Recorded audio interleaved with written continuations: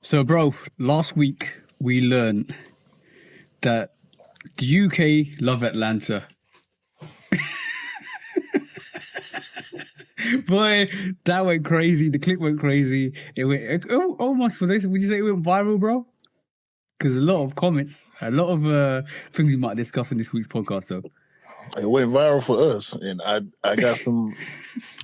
I got some words on that. Don't worry, you already know. Exactly. Let's talk about that. Let's go, bro.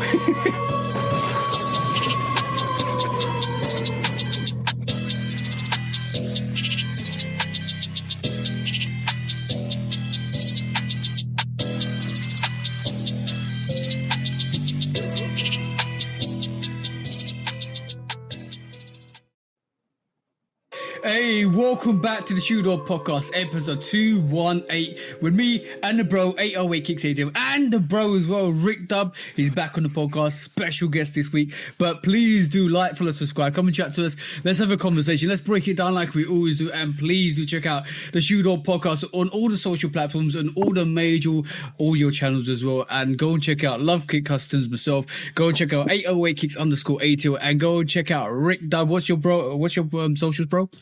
Rick Dub everywhere, man. Rick Dub everywhere. That's the one. Keep it simple. Rick Dub everywhere. Rick Dub. Yeah, that's the one. Rick Dub everywhere. But yeah, and thank you all guys for rocking with us. As I mentioned at the start, one of our clips or one of our shorts went viral last week, and we had all the English fans come through. But before we do that, before we talk about anything in terms of this week, what we're here to do this week, bro. Same thing we do every week, TJ. Try to take over the world. No. That's the one. And it looks like we are almost starting to. Look at man. First of all, you know what? I don't even want to start with it because I want to cuss. Okay. Okay, cool. We're not gonna start with that. But I want to cuss too. Look, I got loads. So we're gonna wait for 10 minutes. We're gonna wait 10 minutes. Then get into it. Yeah. So I want to say something that might be prisoner of the moment. It's probably gonna be factual for some people and not so factual for others. Yeah. J. Cole, the best rapper in the world. What makes you say that, bro? I went to the Fall Off show. First of all, all the shows I've been to, including the Goody Mob show, of professional high-level artists, especially rappers, I've never seen a crowd like this, bro. The crowd, listen to me, Rick. This crowd was like walking through the mall. You know, when you go to a concert, you feel like you're at a concert. Like people look like they at some high level. No, bro. I felt like I was walking through the mall. Everybody in there was so regular that it was shocking. Like it seemed like just a regular Friday night. Like it wasn't nothing special going on. People were looking nice, but everybody was so regular, bro. It wasn't no super high heels, super tight this and short that, and dudes with 37 chains. And I understand what you're saying. Like if you go to say like a Mary J. Blige show, right? You're gonna have a bunch of women dressed like Mary J. Blige and a bunch of dudes that's trying to get with women that dress like Mary J. Blige, right? So that aesthetic of everything, I guess what you're saying. Yeah. Yeah, bro. I mean, no, you smelt the little, you know what I mean? When the concert got going, you smelt the little sour air. Mm-hmm. That's okay. But it wasn't, the crowd was so chill. Like everybody was so, it was everybody, bro. It was people in there in their 60s, people in their 40s, people in their 20s, families, you know what I'm saying, fathers with their sons and daughters and mothers and fathers with the whole family. Like it was, bro, I ain't never been to a hip hop show that brought the mall out. I'm talking about that's the only thing I can compare it to, bro. Yeah, good comparison. It's a everybody situation. Like it's because of him, bro. Then he come out on stage and he give you an hour and a half by himself, and he said probably 95% of the words on every song that he performed. And J. Cole don't rap slow. No, he does not. And, you know what I'm saying? No, like the man was in tip-top shape. His crowd participation is on another level. The man started the show from in the crowd. Okay. He started the show from in the crowd, bro. Like the lights go down, they announce him, and then the spotlight start panning the crowd. And then it stopped on him, and he's sitting there amongst the people. Like, it's very WWE Uso coded. Okay. Yeah. The man, he do the first song coming through the crowd. Then by the time he get on stage, bro, it's already goosebumps. Like me and my wife did not sit down while he was on stage. Like it was different, bro. Like after going to the GNX show, birthday bash, and some more stuff, like I'm looking forward to seeing how I'm gonna feel after the Jay-Z show. But Cole made me not want to think about that GNX tour in the same way. Oh wow. For real, bro. Like it's weird to even feel like that, but I left State Farm Friday night saying J. Cole is the best rapper on the planet. Based on seeing the live show in person, combined with everything else, take out the apology and the battle and all that, just on pure skill level, the boy, I mean, and I'm talking about the boy, he 41. He out there, he looked like he 30 on stage, 28, you know what I'm saying? Like prime, dog. Shout out to J. Cole, man. Shout out to J. Cole. You forget how many, and the way his songs hit, you wouldn't think all them songs would hit. And they hit different on the show, bro. It's crazy, dog. You like the music more live than you do listening to it by yourself. Yeah, I don't like the rhetoric where people say that J. Cole hasn't got hits. And a lot of people bounce off, and that's stupid to me. That's very stupid. And they say that to a lot of artists, and it's always good to experience artists firsthand and in life. And this is the reason why I was talking about this last week in terms of Jay-Z. And this is I originally thought I wasn't going to go see Jay-Z this year, but I changed my mind last minute, and obviously Q knows why. But Mrs. was happy that I changed my mind because she always says you got to go see the people you've listened to and love and respect in live. In person as well. This is why I've seen Kendrick twice. Yeah, exactly. This is why I've seen Kendrick twice. Yeah, I got privileged to see Tyler the Creator, and now I'm going to see Jay-Z. If I can see Cole, I will definitely go and see Cole. But like, I hate that narrative, and a lot of this is. I think me and Q have talked about this outside the pod as well, about stands and how stand nature like kind of destroys the whole love for that music vibe, because they if you pick one side, then all of a sudden you can't like the other artist, and I think that's totally wrong. That's totally wrong. Right. You can like whatever you want to like.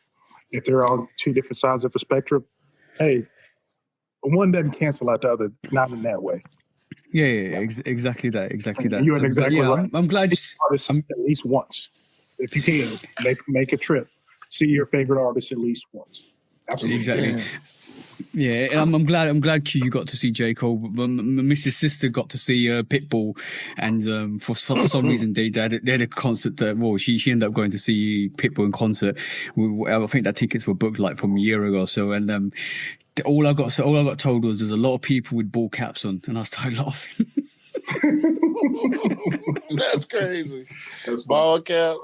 And he broke the World Guinness record for people with ball caps at a concert. It was something they was doing on purpose. Yeah. Look, that's a crazy goal to shoot for, but and hit, let alone You get it right. Yeah. But So, she likes reggaeton and she likes Bad Bunny, so that was her compensation for not going to see Bad Bunny. She had a chance to, but she'll eventually in the future hopefully go and see Bad Bunny. now, I was gonna say, so did she participate in the ball cap? No. She didn't realize until she was there, bro. Okay. She ain't a real fan then. She ain't down for the cause. No, you gotta go all in, 100% all in. But on that, how's your week been, guys? In general, what you been up to? What's been on your radars? It's been a good start to the week so far. Finally feel better. Hey, being over here in Memphis and dealing with the air, you can get sick real quick. So I spent the last week like down. So I'm finally feeling better. I'm good. I know your pain. It was 2.5 years ago for me. I had that same thing that you was dealing with. I was in the hospital for a week. Yeah. So yeah, I know that struggle. I don't know about this week. There's a lot going on, bro. There's a lot going on. I'm disappointed because that reel that you was talking about earlier didn't pop until after we recorded the next episode. Yeah. Hold on to that thought. I want to just touch on Rick's sneaker pickups first of all, because Rick picked up. That ain't what he came for. It is. I don't want to see it. This is what you came for. It's fine. Go on, bro. Also why we're Here y'all go with this, man. So cute. Did you see the brick after brick restock shock drop this morning? This morning? Yes. Mm-hmm. No, I did not. Yes, they did a shock drop restock of the brick after brick fours this morning. On sneakers. On sneakers, yep. The dead app. The app that don't nobody go to for nothing. I do. No. I still don't be because some folks. Yeah. Depending on what now they're doing the most. Now they're doing the most. Now they're doing the most because they did that drop.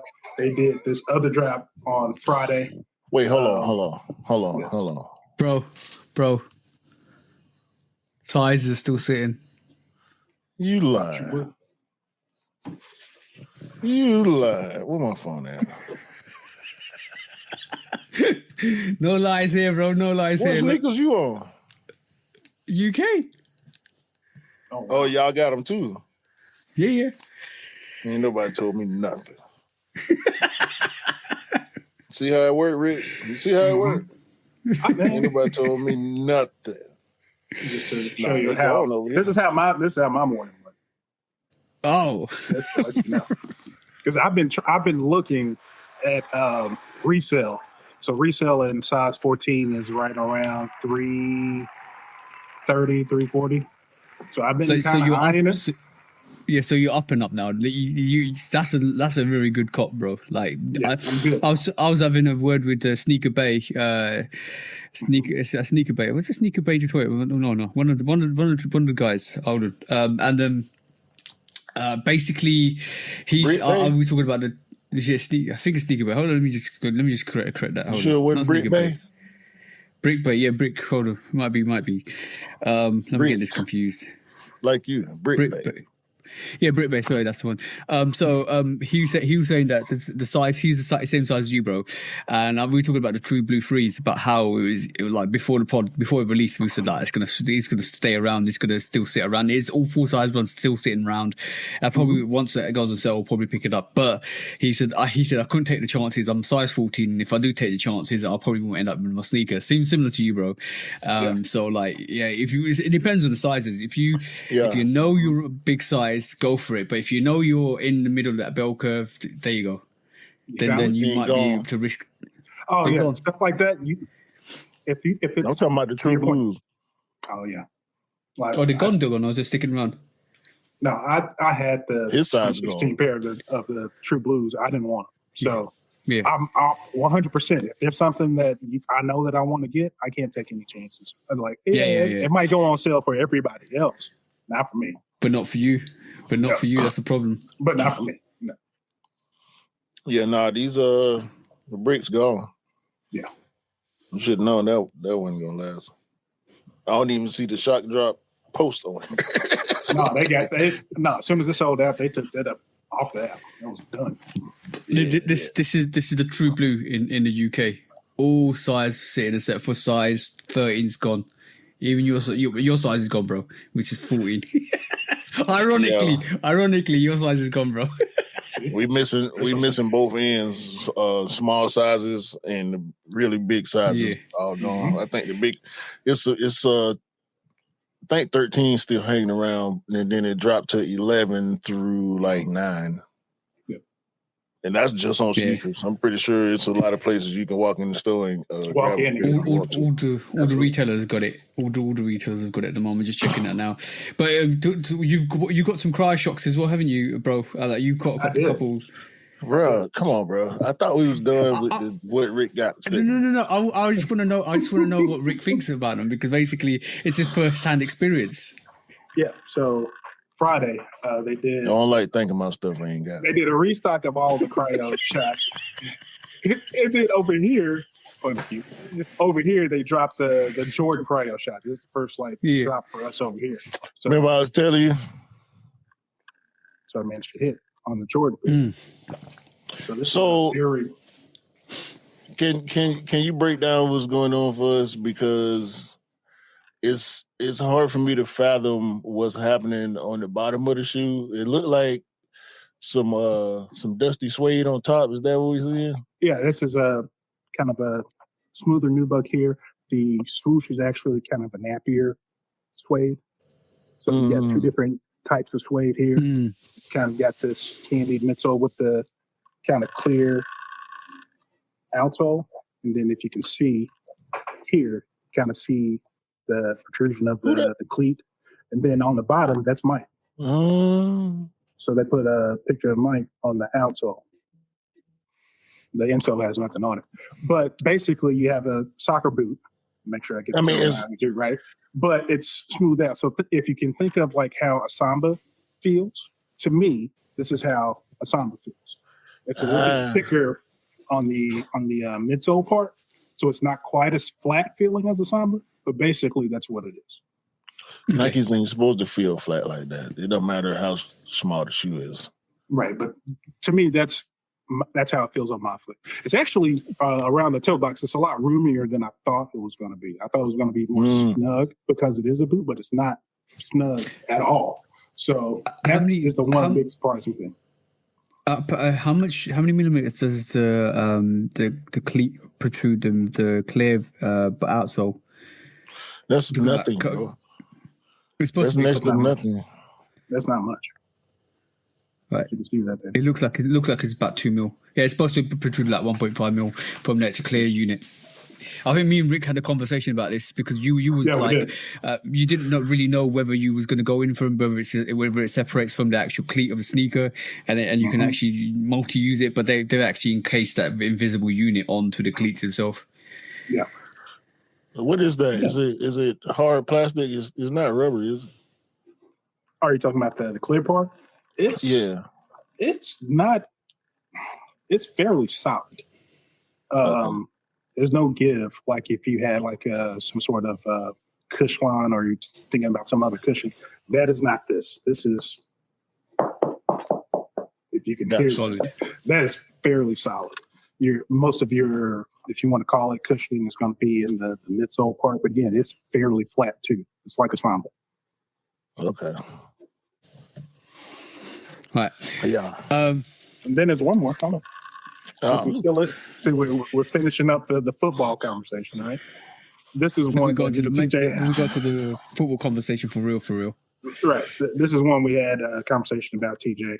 Like, we wanted them to get into this kind of merging of shoes, right? So take a soccer boot and merge it with a different kind of outsole. So we saw I know these what you're on gonna other. show. Yeah, this I is know the, what you're gonna show as well. the R995. Yeah. So again, That's crazy. not as snug as you think a soccer boot will actually feel. It's still very roomy, and the cushion Yeah, is the a material. 95. Yeah, and the cushion is a 95 cushion. So if you can rock 95s on a regular, this is no problem. Very shiny. There you go. It's very good. We still haven't got that released in the UK, which is shocking. We haven't got that release, or we haven't got the mirror release at the moment for the 7s either. So we don't know what's happening with that at all. So You doing, man? You done showing up? I'm done. Yeah, I'm good. Your Crick was flexing today. I was down, but I was not out. I still got it. Ain't nobody asked you about all that though. Hey, I'm just letting you know. Right, cool. Let's divert back into the conversation you was talking about. You never knew your clip. That clip was gonna go viral a week after we did the pod. Do you want? Fuck it, we here, and I can cuss. Yeah. Let's go. Let's go. I want to address directly the people who were critical of what I said on that 30 seconds of a 5-minute conversation that y'all saw. Yeah. In trying not to linger or turn one topic into another, TJ and I have tried to develop different ways of spinning things in order to add nuance instead of just sounding like a recorder every time we get on the microphone, because we're going to say some of the same stuff all the time. Okay? English people, I appreciate the support for Michael Harris Jr. Not Jr., I'm sorry. Michael Harris II, or as y'all would say, there's only one Michael Harris. Yeah. I am from Atlanta, Georgia. Michael Harris is from Decatur, Georgia, not too far from where I grew up. I live in Decatur right now, not too far from where he grew up. Okay? There's hometown pride when it comes to Michael Harris and the Atlanta Braves. Y'all ain't seen me with nothing that ain't Atlanta. You haven't. Go pull up whatever video you can find, and you ain't gonna find it. So, with that being said, I was not trying to bring a certain type of attention to the topic. I was stating a fact when I said, because it's in my brain, and y'all was right in one aspect of what y'all was saying. I'm gonna get to that in a second. Michael Harris, being a black player, an American black player, is rare in the Major League Baseball. Am I lying, Rick Dub? You are not. In the 80s and 90s, and the 2000s for a while, the early 2000s, black players were more prevalent. Am I lying, Rick Dub? You are not. With that being said, the current home run derby champion, Jordan Walker of the St. Louis Cardinals, said in his speech that he wants more black kids to play baseball. What I'm getting at is the knowledge that I was trying to, the little bit of knowledge I was trying to pass along about the sport of baseball in regards to black people. And you're not going to get me to stop talking about black people shit, because guess what? I'm a black person. You're not going to get me to stop talking about what happens in the U.S. because I live in the U.S. I do see color. I live in color. I was born in it, as Bane would say. You know what I'm saying? Molded by it. Born in it, molded by it. Yes, you did. So yeah. I'm not trying to make a racial argument when I make the statement, Michael Harris being one of the few very good black players happen to get chose by the English fans just because they sat there or whatever the reason is, right? It's funny. Yeah. Is the point of the post. It's funny how these people came over here and adopted this man, and admittedly, all up and through them 5,000-10,000 comments y'all left. I don't know nothing about baseball, but I know who Michael Harris is. That was hilarious. That was hilarious as hell. Like at Michael, least Michael 500 to 1,000 people saying, I don't know nothing about, I never seen a game before. I don't know nothing about I'm about to buy my kid a Michael Harris jersey. There's only one Michael Harris. These people going all the way in for this man is nothing but a great thing. The fact that there's not too many black people in baseball ain't got shit to do with that. You know what I'm saying? Do not conflate, okay? I got some stats, y'all. Oh, wait a minute. This is MLB.com. MajorLeagueBaseball.com. Number of black players on opening day rosters increases for 2 straight years, right? I will have y'all know that in 2026, the percentage of black players in Major League Baseball is 6.8. In 2024, it was 6.0. So the increase over the last 2 years was not even a full percentage. But y'all want to call me racist because I'm letting y'all know there ain't no black players in baseball. I think the fuck I did. Q. I think it's I'm being racist, bro, because I'm stating facts. No. It's not. There was a few people that said there's a few people. It was more than a few. Okay, there's more than a few. Them comments came to my phone just like they came to yours, brother. Yeah. There was people. The feelings, the funny feelings I had to fight. To not go on because some of the comments I'll tell you the nuances. Michael Harris II, and there's only one Michael Harris is a joke in itself, which obviously we both know. The UK people started calling baseball rounders because we play rounders, which is which is not the same. Our rounders is underhanded, baseball is overhanded throws and stuff like that. Softball, yeah. So for them to call that, I was like a little bit of a banter, and it's always going to be like small little banter like that. The other things like we don't see no color. I can understand that, but I agree with that to a point. Then I don't agree with it to a certain point because me being the skin color I am and the racial impacts we're having over in the UK because of being my skin color. Yeah, we see color because when we go out, we have to be cautious about where we go, what we do, what surroundings we are. So we have to see color, and that's the difference. But from a different perspective, when you don't live in that environment, you don't see color because your freedom, and this is where we say there's privilege in being a certain color because you don't need to worry about certain aspects in life, and that's where the privilege comes from. Ignorance is bliss. Yeah, exactly. But when you don't live it, you don't understand it. And I could say the majority of the comments that came through there were very positive, and the majority of the comments I understood what they were trying to say. But in the UK, majority of people don't see color. And that's a positive thing because that means there is allegiance between different colors and ethnicities.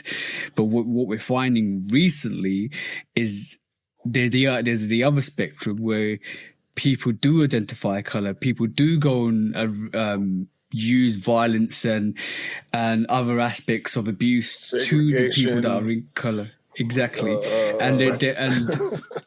We could go down a whole rabbit hole and talk for the next hour or so about how color is important and color and diversity is important, and how over the years ignorance was always there. Now it's falling back up because of certain aspects in politics. But we don't talk about politics over here because we don't believe in politics we don't talk about politics, but we get political, and this is a political situation because.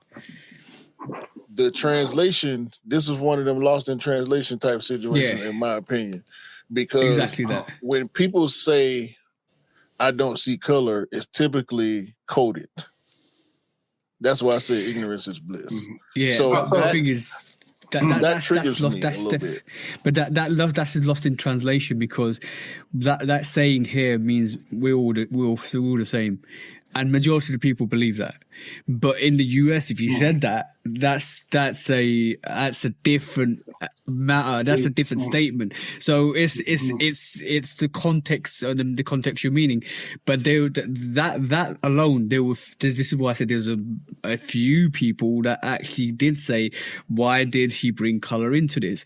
And what they got to realize is, because what Q said, we do live in color. The United States is segregated and divided because of color and regions and aspects. And we do have that in the UK, where we have estates, and these estates were designed for people of less fortunate outcomes and stuff like that.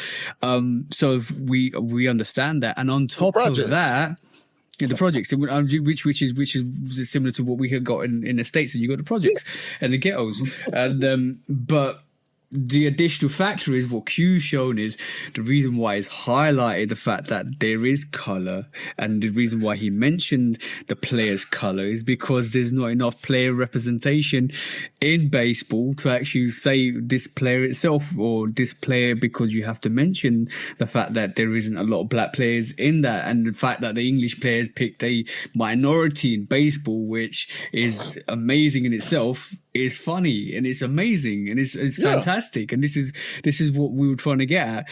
When I compared baseball to cricket is our way of elitist sports, and I call it elitist sports is because you have to have money to actually have any you have to invest money into that sport to actually play in that sport, to actually even have a chance to being involved in that sport. And that goes within Formula One too. So when people like Lewis Hamilton say what they say in Formula One, it's important to recognize that they're saying it for a reason, because if you see the commitments that Lewis Hamilton's father did to get Lewis Hamilton to even be in Formula One, that's a commitment in itself. And a lot of people that aren't as fortunate as Lewis Hamilton or his father would not be able to be in that sport. So when we mention color, there's a reason why we mention color.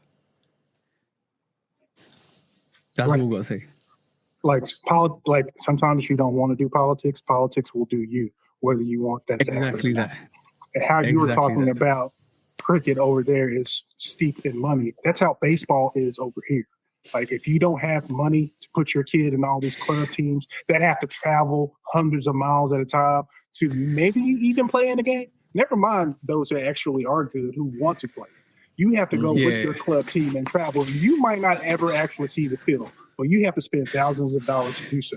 You're going to price out a whole segment of people. And historically over here, you're pricing out black people. So to say that I can't see, like, to highlight, oh, you actually found a black player to latch on to in this sport where, like you said, the number was 6%. I remember 6%. I remember when it was 9%, and that's still not that long ago. So you're not talking about a whole hefty segment of a group that's playing a sport.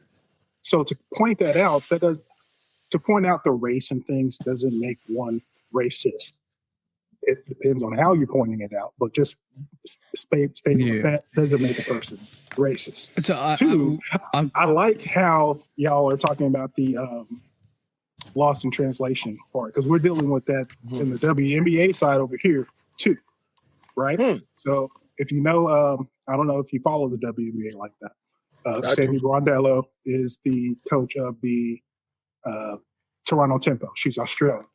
A couple of nights ago, she made a comment about Angel Reese being a protected species, right? Don't do it. So she says that's something that they say in Australia all the time, meaning that someone has a special whistle. That's what they say that it means.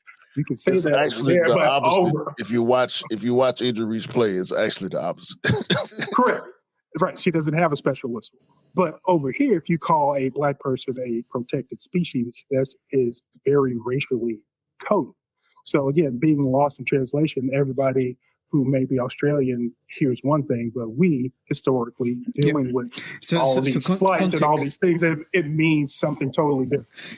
Yeah, the thing is, I like to think of it this way. If you're in Rome, you got rule by the rules in Rome. So if the Australian player is playing in America, you got to be contextually aware of what you're saying. That's very important. And I think it's important that people that go to different countries abide by the rules and regulations of that country to make themselves aware, because certain gestures, certain things that you do will be impactful for where you go to. So it's important to learn the culture when you go there. So, even on this podcast, like I even said to one comment, I said, well, how can you even think that way? Because on the pod we had Rufio, who's mixed race. I'm brown and Q's Afro American or black. So how can you even think that we're in any way making up racial gestures or features or context in our pod? So like, what the hell are you talking about? So, but you talking shit to an American black dude, an African Indian dude, and a Hispanic Irish dude sitting on a sneaker part. Bro, this is a sneaker show.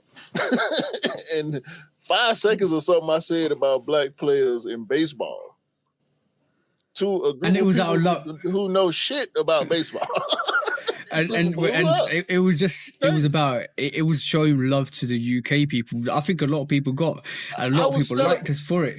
I started it by saying it's hilarious seeing the English content creators coming over here doing their thing. You know what I'm saying? But the thing is, I think a lot of people got picky with the fact that you even called the English people content creators because they amalgamated the two. And I had to really sit there and say, I was watching content creators' content on YouTube.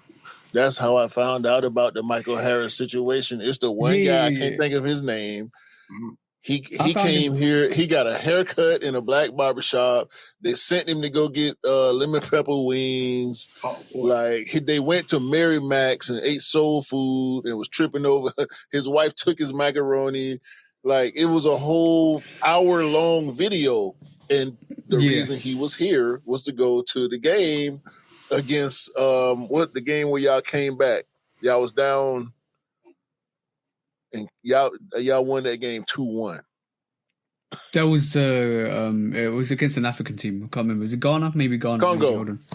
Congo, Congo. DR Congo, yeah. So Dominican Republic Congo.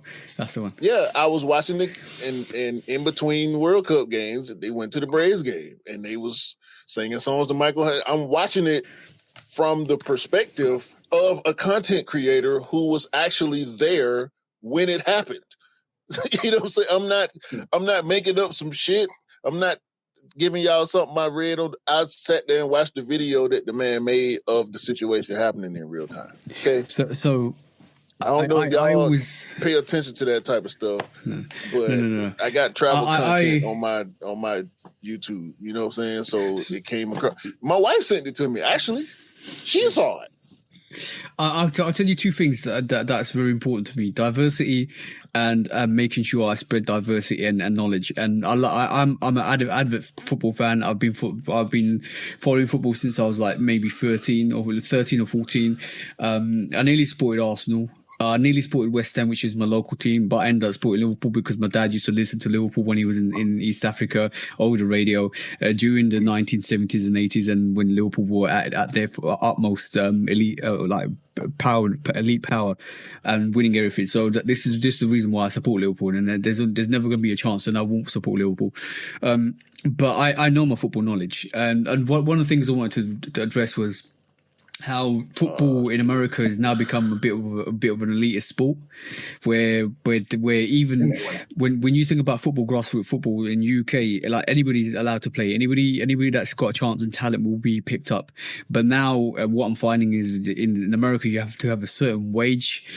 Or not certain wage, you have to have a certain income to actually allow your kids to even function in the facilities, and I think that's very detrimental to the footballing league or the soccer league there, because what it does.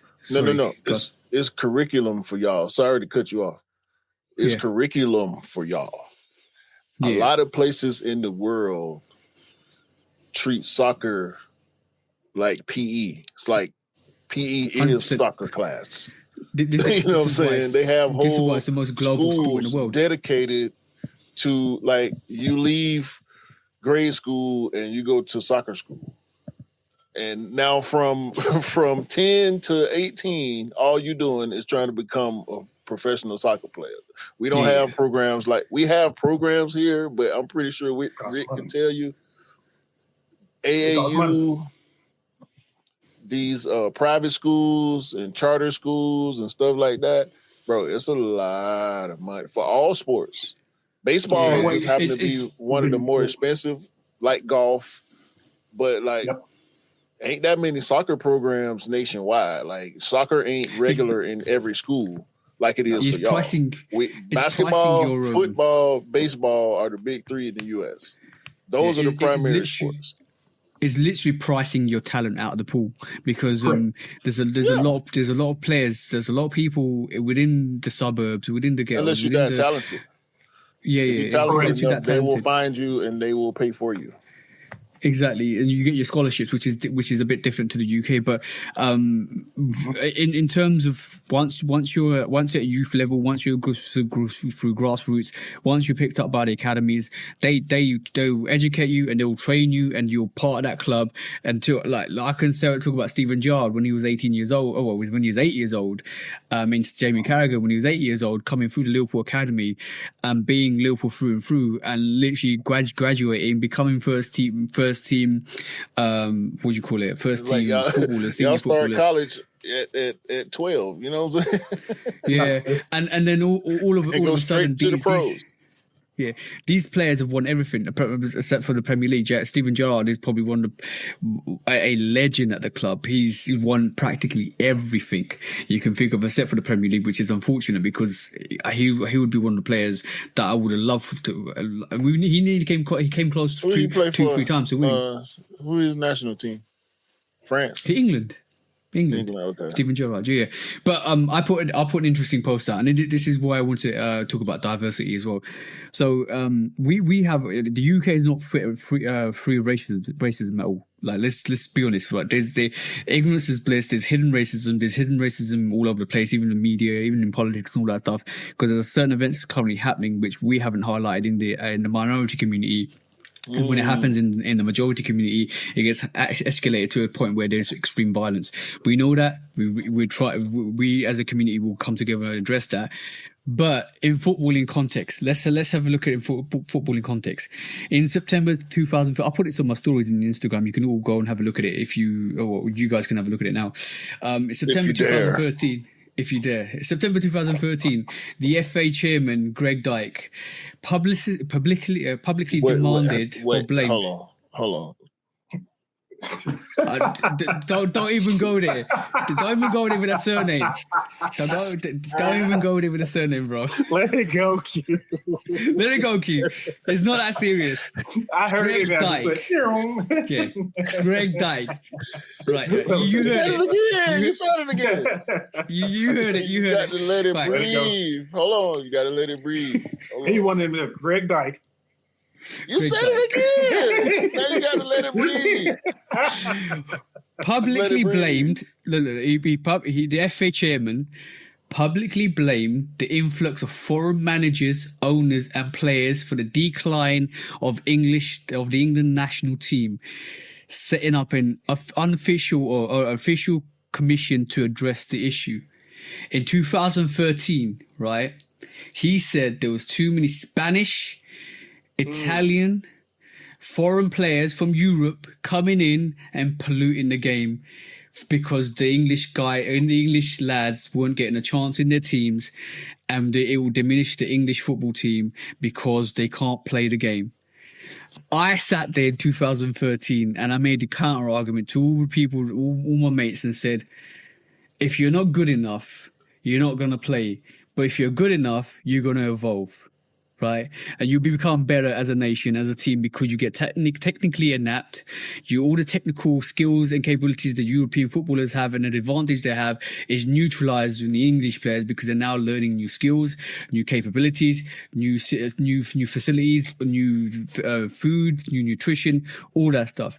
And when we see players now play at till the age of 38 and 41, which we've seen with CR7 and Messi, that's a tribute to that. So players are no longer retiring when they were 28 or 30. They're actually playing on to their 36 to 40, which is great because of the nutrition science behind it. Then I said, since then, 2018, we've been knocked out in the semi-finals of the World Cup, right? Of the European Cup, I mean World Cup. 2020, we reached the European final. 2022, we've reached the quarterfinals and lost to France, who actually went to the went to the final and lost to Argentina. We'll talk about Argentina in a bit. 2024, we again reached the European finals and got beat by Spain, who actually are now European and world champions. In 2026, recently, today, this year, England have finished the highest they've finished since 1966. Right. Now tell me how diversity hasn't helped that. Tell me how having the technical knowledge and adapting the capabilities of the European football or the cultures that came over here, and some of the players that actually gone into Europe, like Jude Bellingham, and what a player we are talking about, because he went to Dortmund because he couldn't get a chance in England. He then went to Real Madrid. Now he's playing as a Real Madrid player. What a phenomenal player. So tell me how diversity hasn't helped English football, and I'll sit here and I'll listen to your bullshit.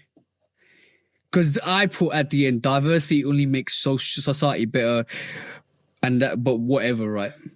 Because you can talk the most bollocks, you can talk the most shit, you can talk the most absolute cack out your ass, right? But at the end of the day, when you evolve and develop with that, as a community, as a global community, you only become stronger as a society.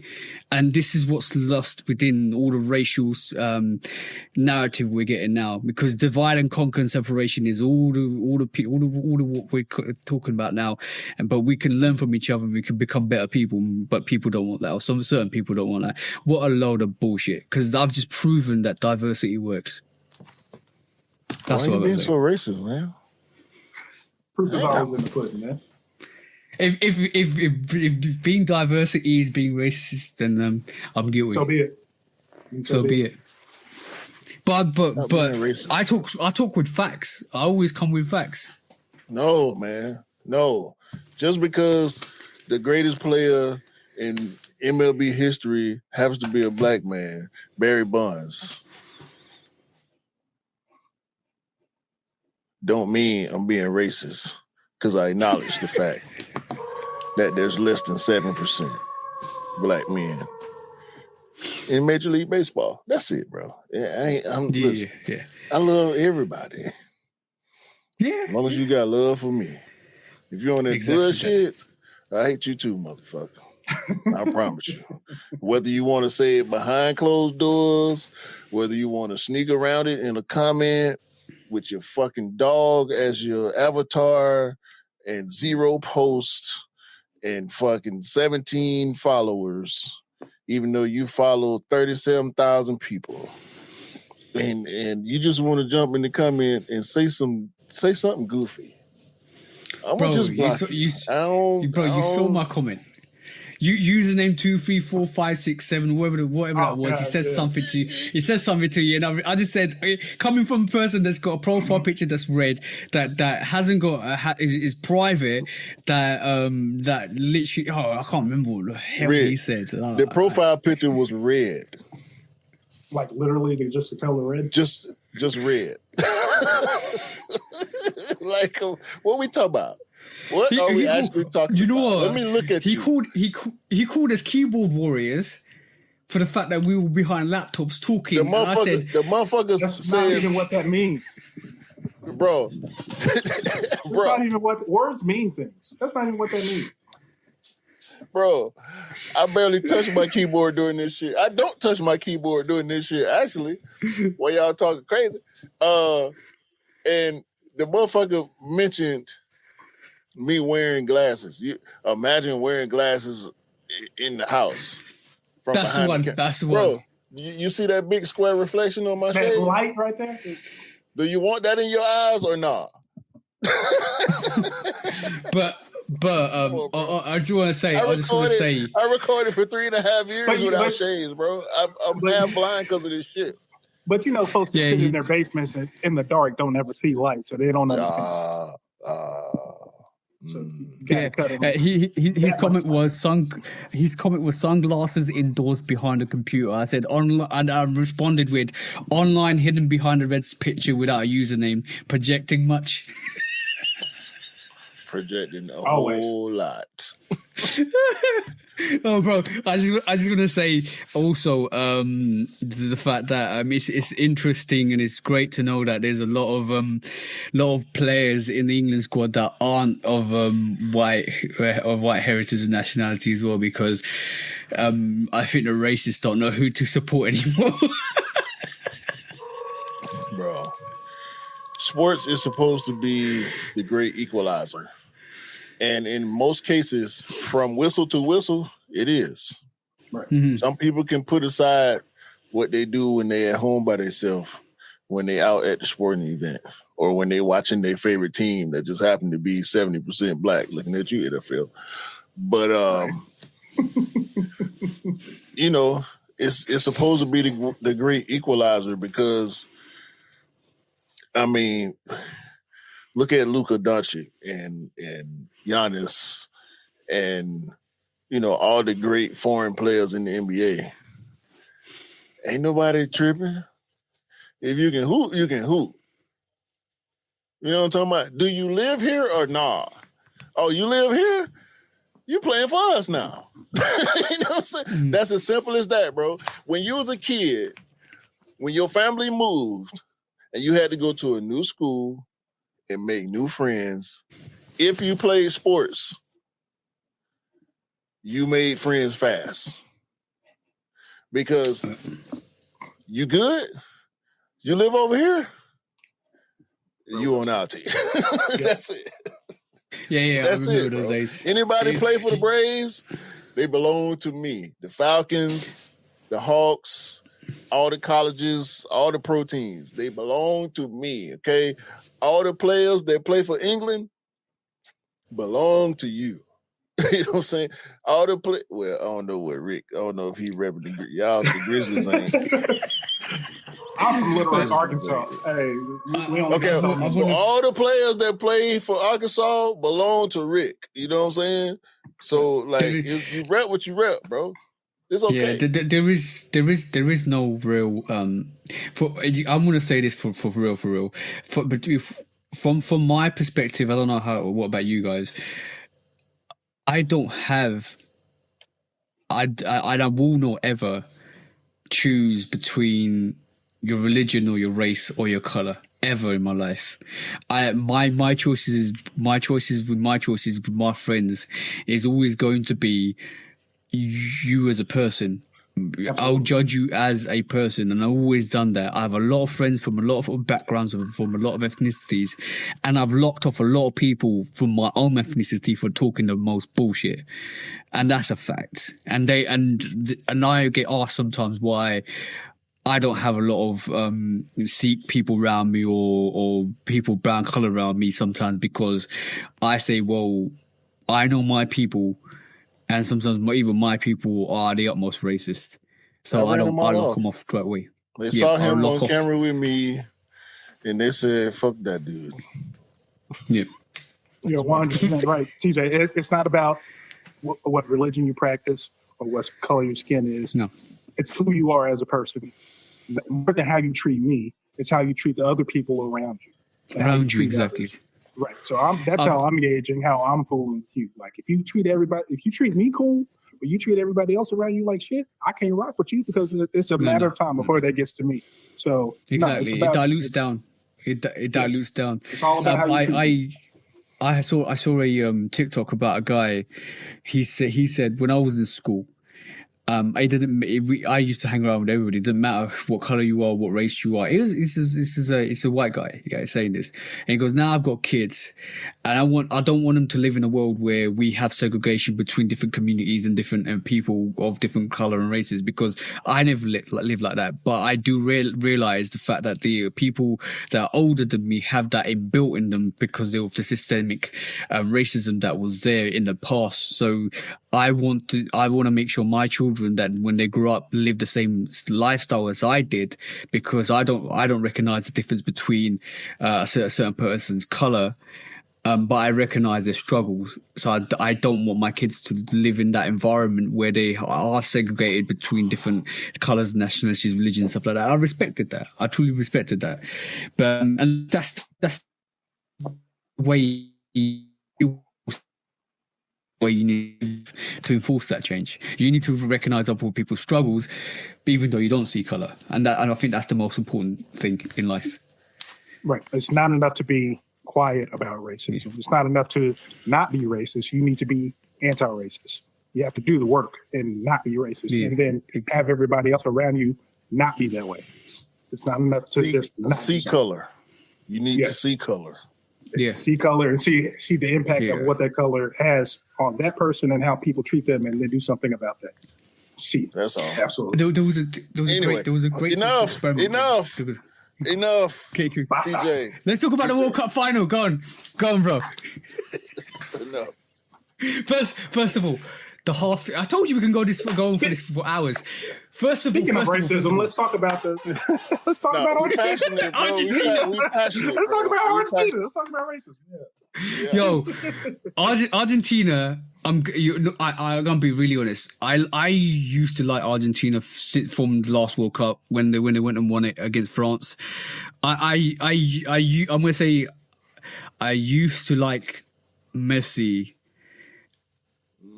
but his viewpoints changed on me recently, especially with the antics he did over in the final against Spain, especially trying to snitch on Cucurella, who's Spain's I think left back, or one of his defensive wingers. He's Argentina as a whole, I can't support no more. The more the contest has gone on, the more history I've learnt with Argentina and what they're about and what their background's based on, and their antics with their players for what they were chanting against France, and with our show speed and their fans. Yeah, and ISO speed and what they did with what was throwing racism towards him. And even though we had a person going back and forth with us in the comments about last week about how ISO speed was doing the same thing, and I said, well, that's first of all, who wasn't. Second of all, you're neutralizing racism. Thirdly, even whatever ISO Speed had done, there's no way you say what you said to ISO Speed and show him the disrespect, because obviously, first of all, he supports CR7, so it's fine. It is what it is. It went beyond banter. It went into racism, which I don't agree with at all. And all on top of that, forget all that side. The way they played football against England and against Spain about kicking players around, that's not football. I can't tolerate that. I'll never tolerate that in football. Football is about finesse. Football is about skill. Football is not about smashing players and tackling players and trying to be as dirty as possible on the field or hitting players. And when they lost yesterday against Spain, and they started argument and some fouling or kicking the Spanish players after Spain had won the final. That was bad. And then turning their backs on Spain lifting the World Cup. Have some humility, right? Talk about sore losers. Yeah, I'm glad. You know what? Yesterday, a lot of people said football won. And I except for Argentina, everybody else was supporting Spain, even myself. And one of my mates is Spanish as well. So we were celebrating, and it was awesome to see the fact that Spain won that final. And especially the fact that the whole of the country in Spain is behind Palestine as well. That's absolutely awesome to see. That's the victory for the world. I'm going to say that for 100%. Oh, I thoroughly enjoyed that game. It shouldn't have been 1-0. It should have been at least 3-0. because I know, bro. one, I know. that one goal that Williams scored that they called off. Nico Williams. Yeah, Yes. Nico, that bro. Like, That was a goal. That was not a foul. Like, I don't know. I actually thought there was a foul on Martinez, the keeper, but then I realized Otamendi dived to claim the foul when Marino basically that was a phenomenal side heel to get it into control and to have a shot for Nico Williams to come back and score it. That was a goal. Sure, And the fact that didn't go into VAR. That was horrendous for one. That should have gone to VAR and that should have been given. That should have been given. That goes into the conspiracy theory that they are in the pocket for Argentina. Like I've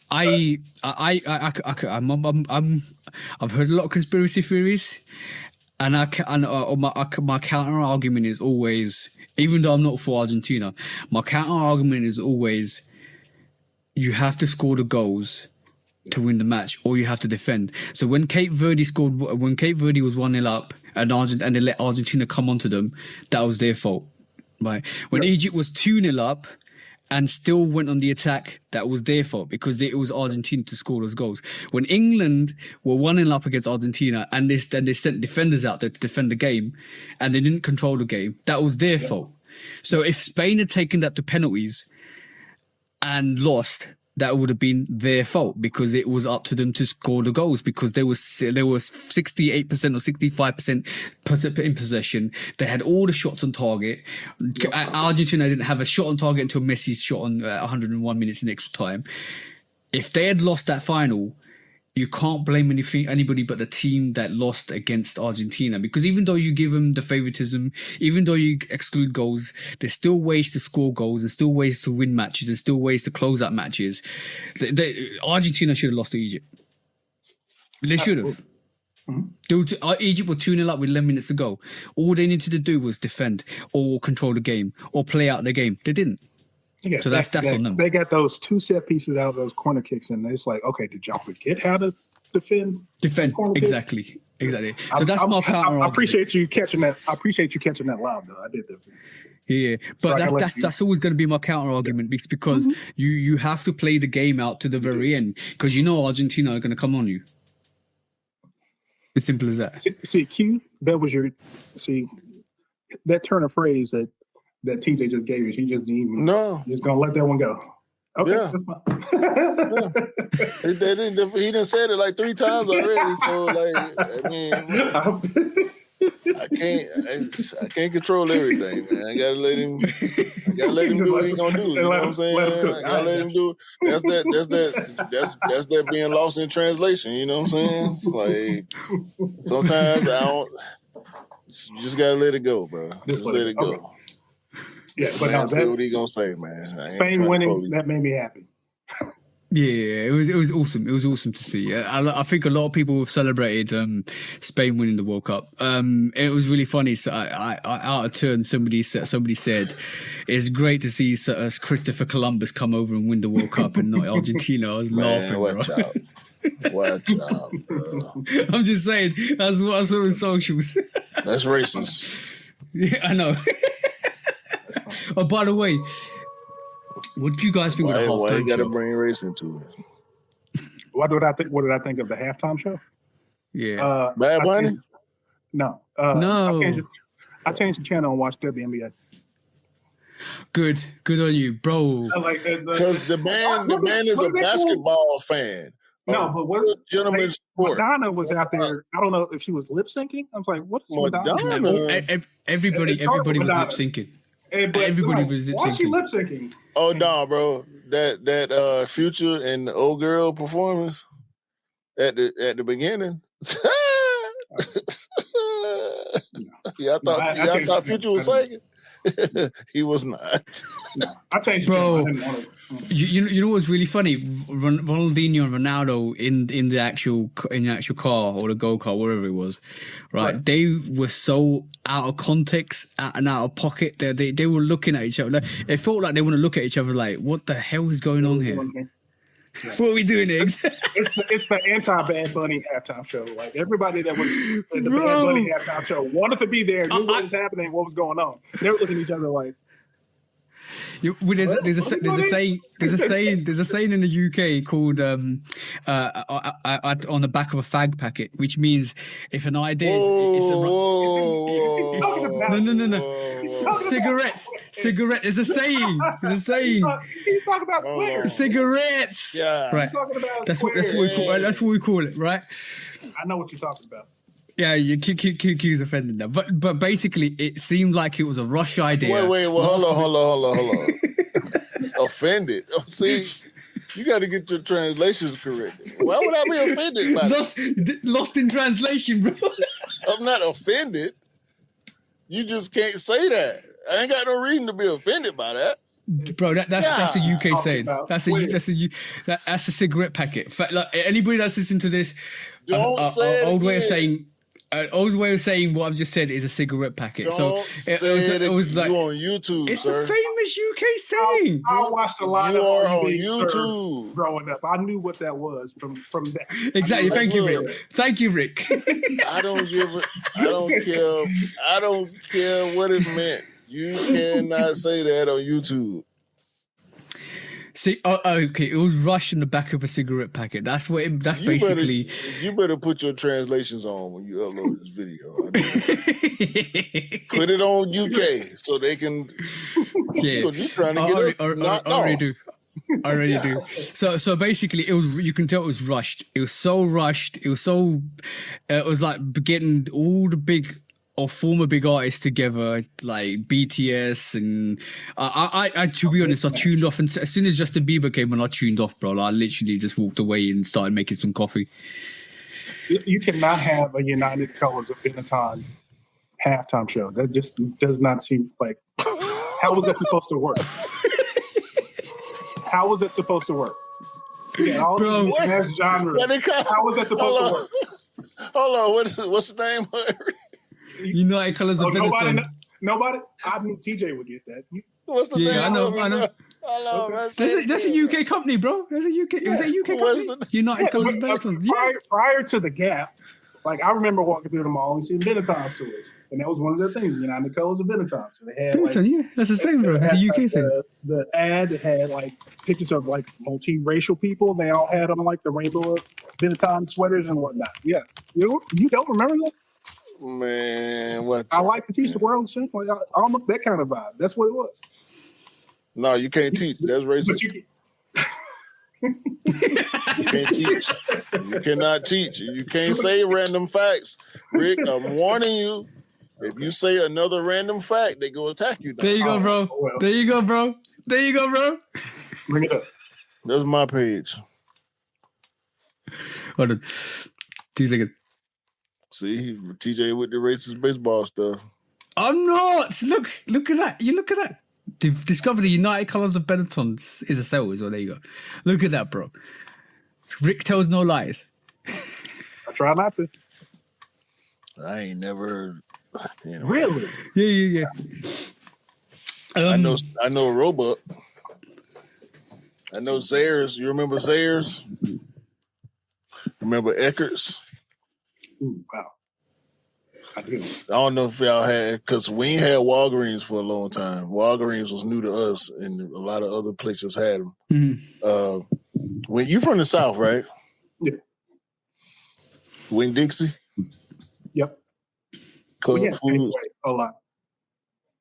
We had Safeway. We had a lot of Safeway. Okay. Safeway came to Georgia in like the early 2000s. What about all the Winn-Dixies turned into Safeways. Mm-hmm. I remember Safeway. I don't think Safeways exist anymore in the UK. Oh, y'all had Safeway too? Yeah, we had Safeways. What you remember? You remember service merchandise? Mm-hmm. My God, I was about to call you the N-word, boy. The parking lot where no, that would be racism, bro. When service merchandise used to be in West Little Rock, I want to say that is now like a Mexico taquito / I want to say there's like some other stuff in there. Yeah, I remember. Yeah. Montgomery Ward. I don't know about Montgomery Ward. I heard that name before a lot. Wow. But Service Merchandise was the one for us to get the catalog. The catalog be like a phone book. It like that. Oh man, you bro, that was classic. We used to get everything in there, from clothes to we toys had to Littlewoods. lawnmowers. We had Littlewoods. Yeah, Littlewoods catalogs were similar. The big catalogs had everything in them. Everything in them. We got Argos. Argos is to be honest, I always joke and I tell my missus it's called Argos and I call it a Greek company.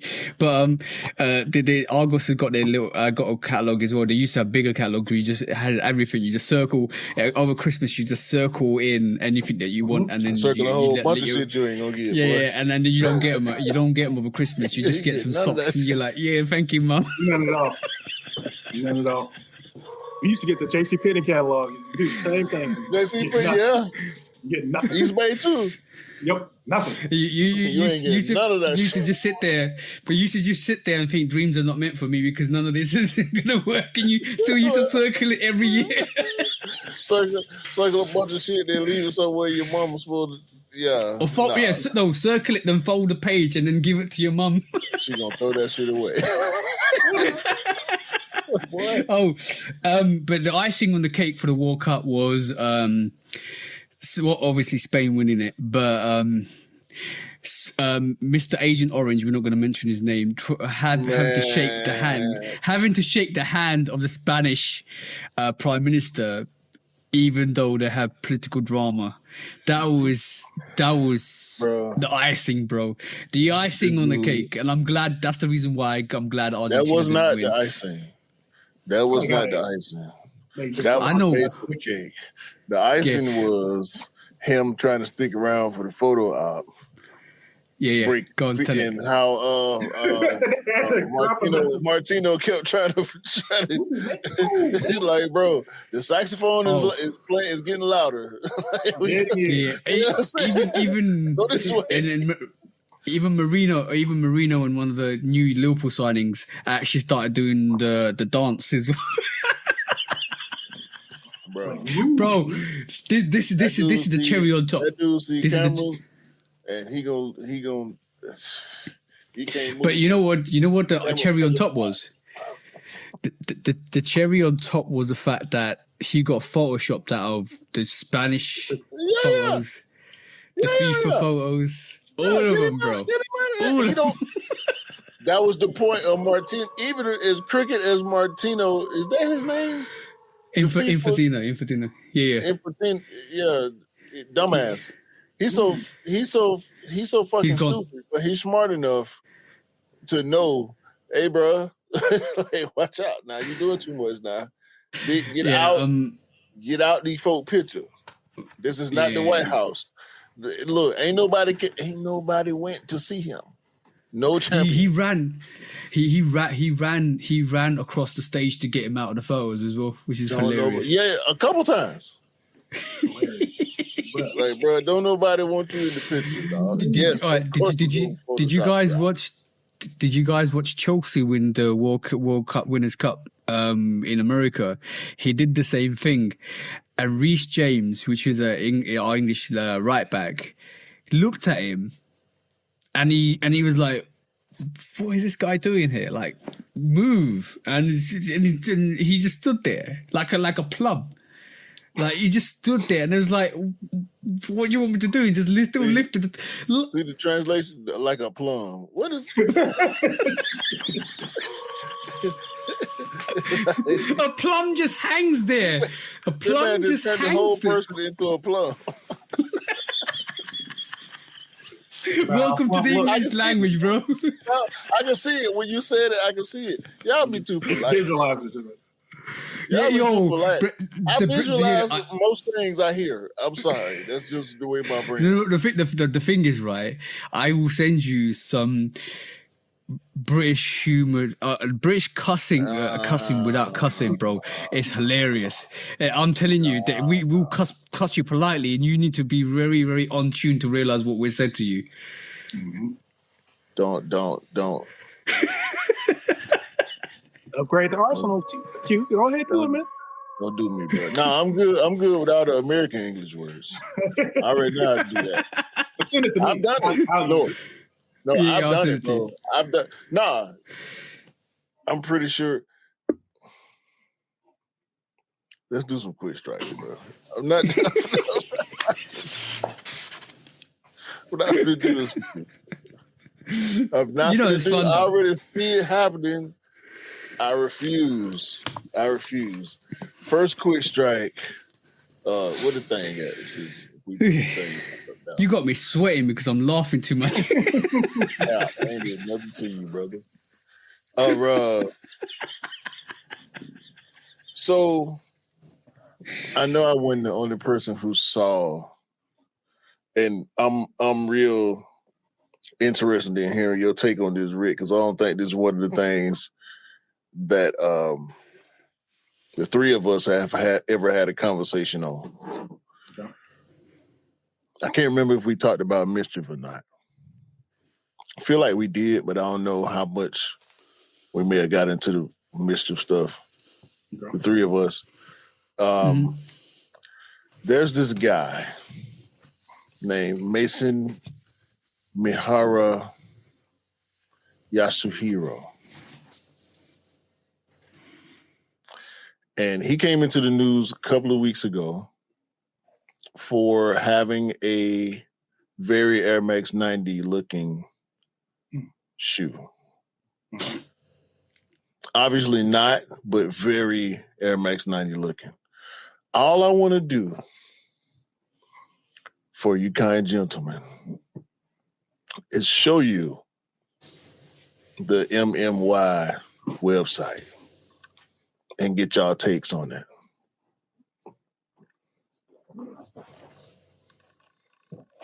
Ooh, wavy check. But Rod, Rick, do you wanna go down the line and actually tell them what it is? Converse, Vans, Converse. Right. So it looks like they took some chucks, wet them up, and then just left them out in the heat of Memphis, and they got all wrinkled and crumpled and still dirty. And they have a pair of And then what they did, Rick? What is this? Is that supposed to be Air Force One? That's what I was thinking, bro. Tell them how much it costs, Rick. For a post 75.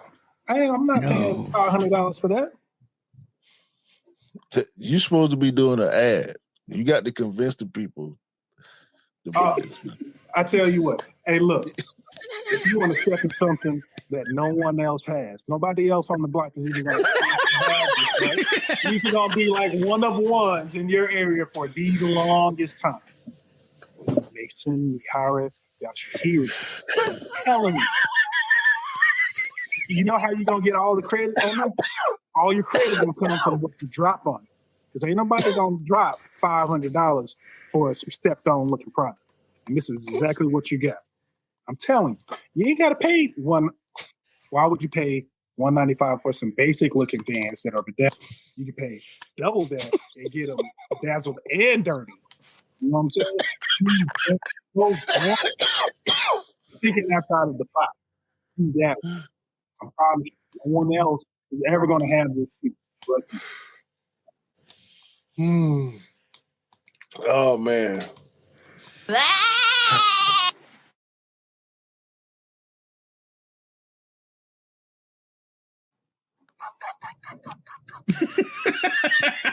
You just give him 4 goats. Oh shit. Oh man. How was that? Bro. Yeah, I was expecting you to also say be the first and the last person to actually buy it for this website. The only. Man. The one and only. The one and only is going to have that. They'll probably sponsor you after this advert as well. If they got something in the size 14, I promise you, I'd rep it as hard as, you know. Yeah, as long as they send them for free, right? Right, I'm not paying the $5 for it. I'm not going to do that. Boy, I'm not wearing them shits if they send them to me. Yeah, bro, look at this shit. They got dusted, rusted, and disgusted versions of that is a shriveled shell toe. I don't understand how you get a shriveled shell toe. They did it. They did That's it. exactly what's that look. That is crazy. Rick, this is the Blakely Low. It's just got MMY. show-toe dysfunction. They put an extra outsole on it. For 440. No, I'm good on that. No, bro, what kind of price is that? 448. What is 448 for a price?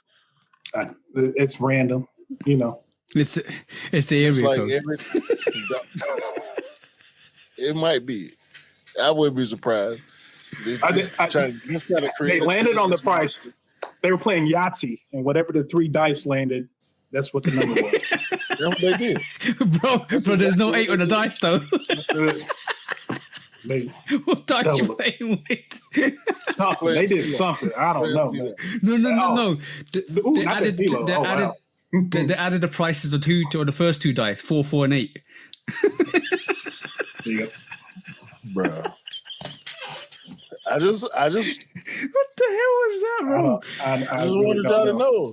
I just wanted to see, because this is what community is all about. Information, you know, informing your fellow sneakerhead on what's going on out here, you know. So that's all that was, you know. Shout out to buddy Duke. Shout out to Duke. Yeah. May he have all the sales that his heart desires. No. He's gonna get the sales he deserves. I promise you that. He have all the sales that y'all hearts desire. Don't let nobody desire this shit for you. They don't mean you know well if they desire this life for you. All right. But I'm telling you firsthand. If somebody try to talk you into this, they hate you. But you know he needs to make all the sales, because you know what's going to happen once the lawsuits come in. He needs all that money to actually give back to the brands that actually stole from, because they're coming, bro. Like, you can't get away with this stuff. You can't.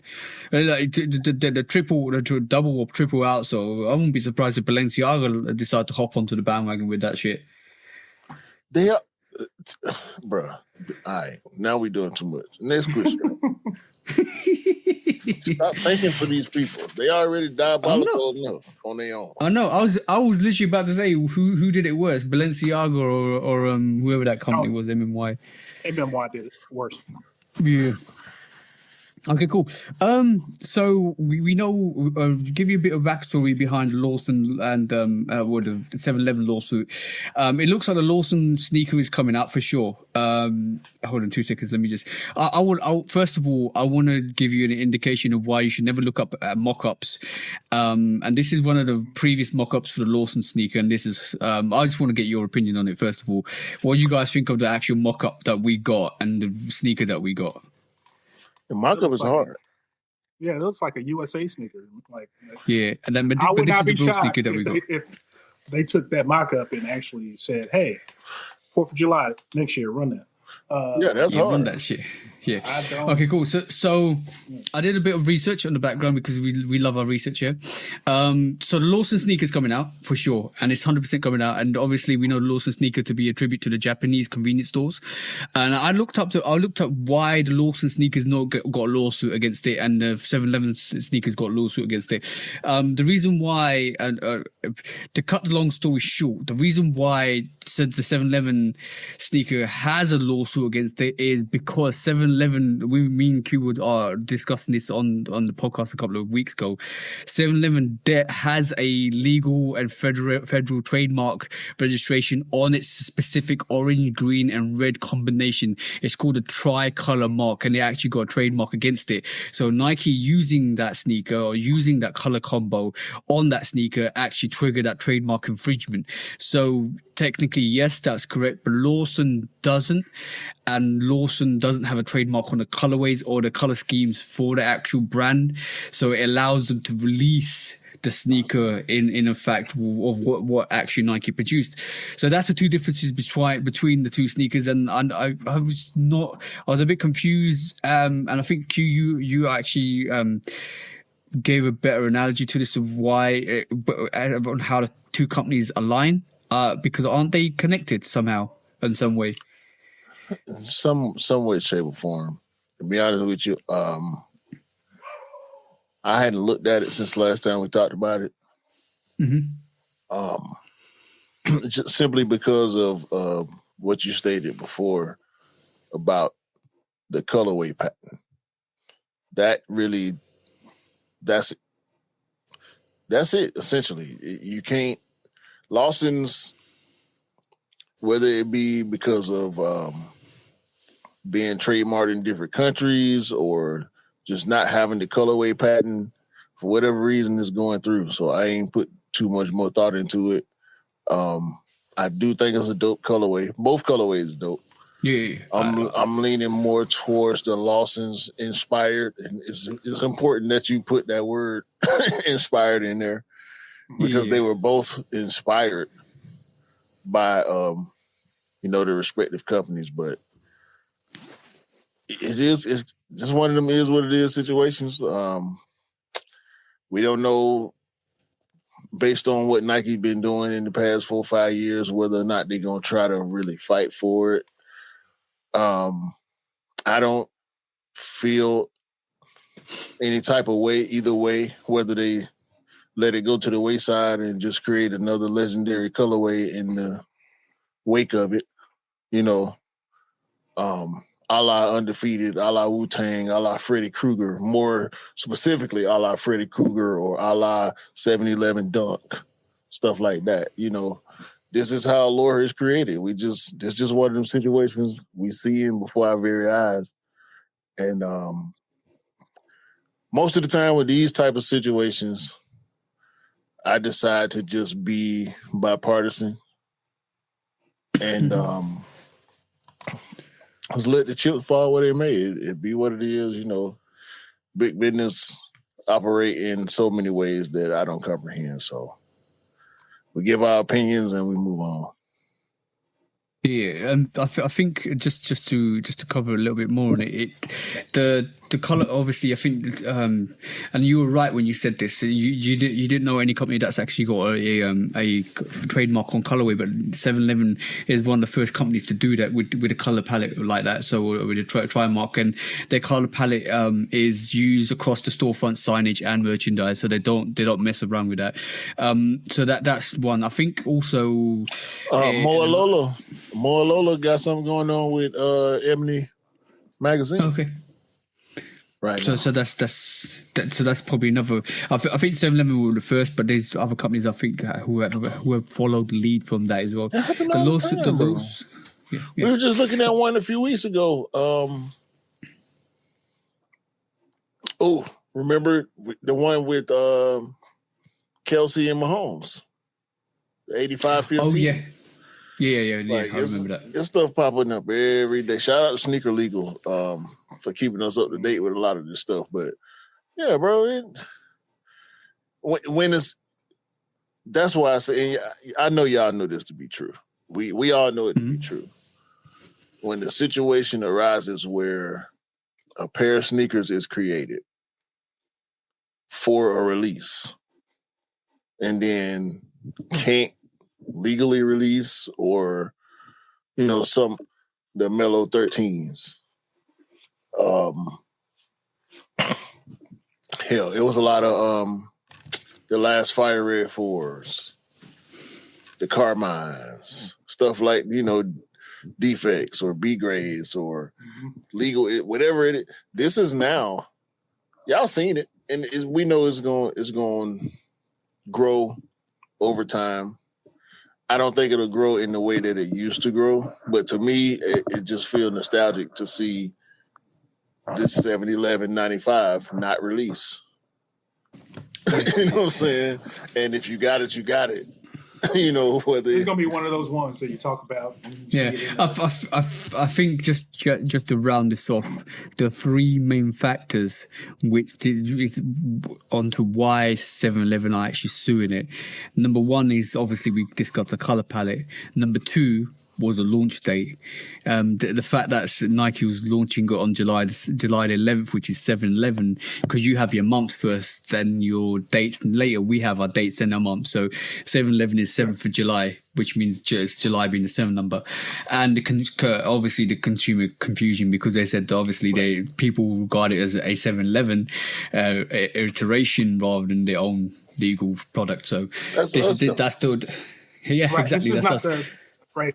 People would see that like, oh, this is like the Costco dunk. No, yeah, not the same. Yeah, because if they wanted to be like the Costco dunk, they would have released a shoe at 7-Eleven, but they didn't do that. Yeah, exactly. Their iteration was they argue consumers would falsely assume Nike's store corner sneaker as the authentic authorized partnership, so they weren't happy with that. Yeah, but I personally think if the right thing to do is for them to come together and for them to come to an agreement on who gets what percentage and them to release the sneaker. So to me, it's dumb for that sneaker to sit there and just do nothing or go, or ultimately we know what might happen is get backdoored to the people when it will get sold for a stupid number of prices. Bro, so Nike wanted to ask for forgiveness instead of asking for permission. That's how they treat it. Yeah, bro. The fact of the matter is, with that sneaker, it's gonna land where it land. They can't sell it, but it's gonna be out there. It's gonna get out there. Like, I wish I was one of them people so bad. Yeah, you want to be not tapped in with anybody in Memphis. I don't know of anybody that's running that Memphis special. You would think that I would know, but I don't. Probably need to check in. I'm talking about the people who just got the access. You know what I'm saying? Because we know people got like in Memphis. Somebody got access in Memphis. I promise you. No, I'm saying like certain people of status can get that if they want it right now. You know what I'm saying? What Rick needs to do is jump over Area 50 Nike.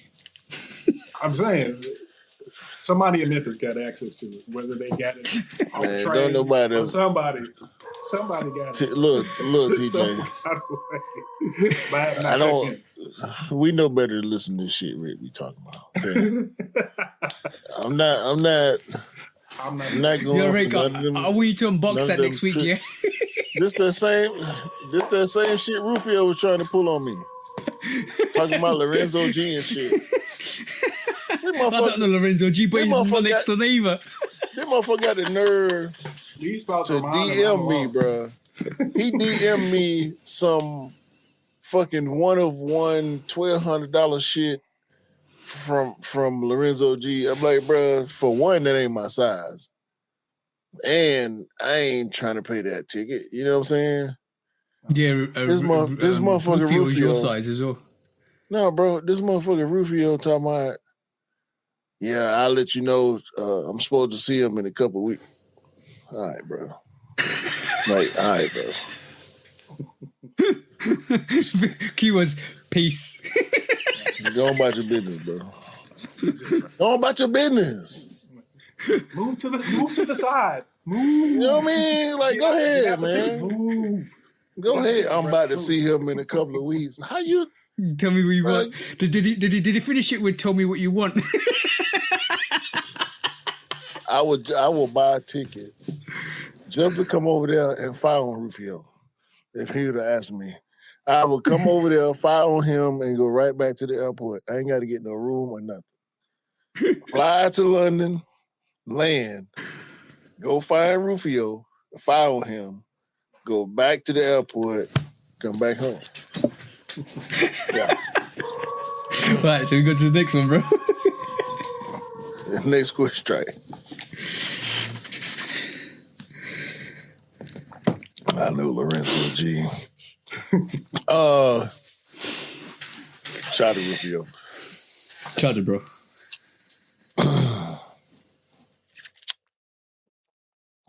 Kith. Ronnie motherfucking Fike.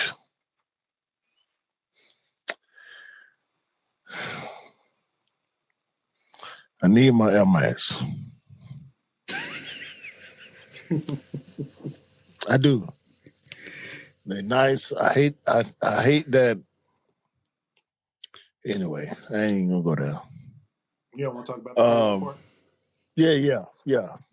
We get October, November, something like that. Hopefully. Way out of season, but that's fine. Out of season for linen shoes, but that's fine. So when have Nike even dropped sneakers in season anymore? TJ. Don't you dare speak ill of the swoosh, all right? I'm a lover, so I could be a critic if I'm a lover, too. we talk about running fag right now. This dude, first of all, he loved the hate. He rewards the hate. I'm sick of seeing him reward hatred, and he ain't sent me nothing. All right. Complex got a show, fashion talk show. Can't remember the name of it, nor do it. They had a segment where they was talking about KITH. They made like a backhanded compliment. Did you see this, Rick? I don't traffic in Complex like that. Oh, I like that. I like how you said that too. They said something backhanded in the conversation, and Ronnie Fag turned around and sent them the linen 95s and Air Force Ones, and quoted the insult in the card.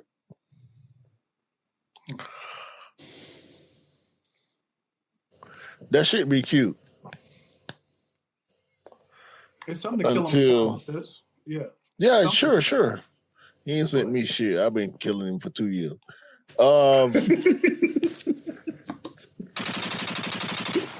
That's all well and good until you do something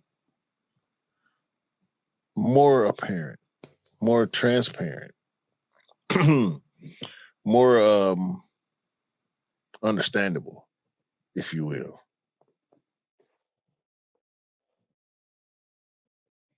Where's my damn? Let me take this down. Their dirty laundry, but KITH, you were on my list. And I'm going to give you guys the full backstory, the proof, the receipts, everything showing how they are essentially trying to rob me of over $1,000. So back in May, I ordered a handful of items from their site, obviously hoping that I would keep all of them. A few of them didn't fit right, so I returned them. Well within the return window, I used the prepaid FedEx slip they included, sent it back knowing that it wouldn't be a refund and that it would just be a site credit or an exchange. Fine, no problem. Here you can see proof of delivery at their warehouse, who it was signed for by their team, and at 9:59 a.m. And again, this is all linked to their FedEx account, and it was their prepaid label. But I never received a confirmation that they received the items or that the credit was processed. So I figured, okay, maybe it takes a few days to process from the warehouse, whatever, I'm not in any hurry, I'm not annoyed, I'll follow up later. A week goes by, still nothing. So I follow up. And here's what they say. The credit was apparently lost on the site. They're working to find it. They're working to track it down. Just be patient and give them time. Okay, fine, sure, I'll give you time. But then they never followed up. So I follow up again at the end of June, which is now a month after the items were delivered. And here's what they say. Upon checking the tracking number, which is right there, it seems that the package has not been received at our warehouse, even though it is showing as delivered. We've confirmed this with the warehouse team. Unfortunately, since we've not received the package, we will be unable to process any sort of return at this time. I think that's enough.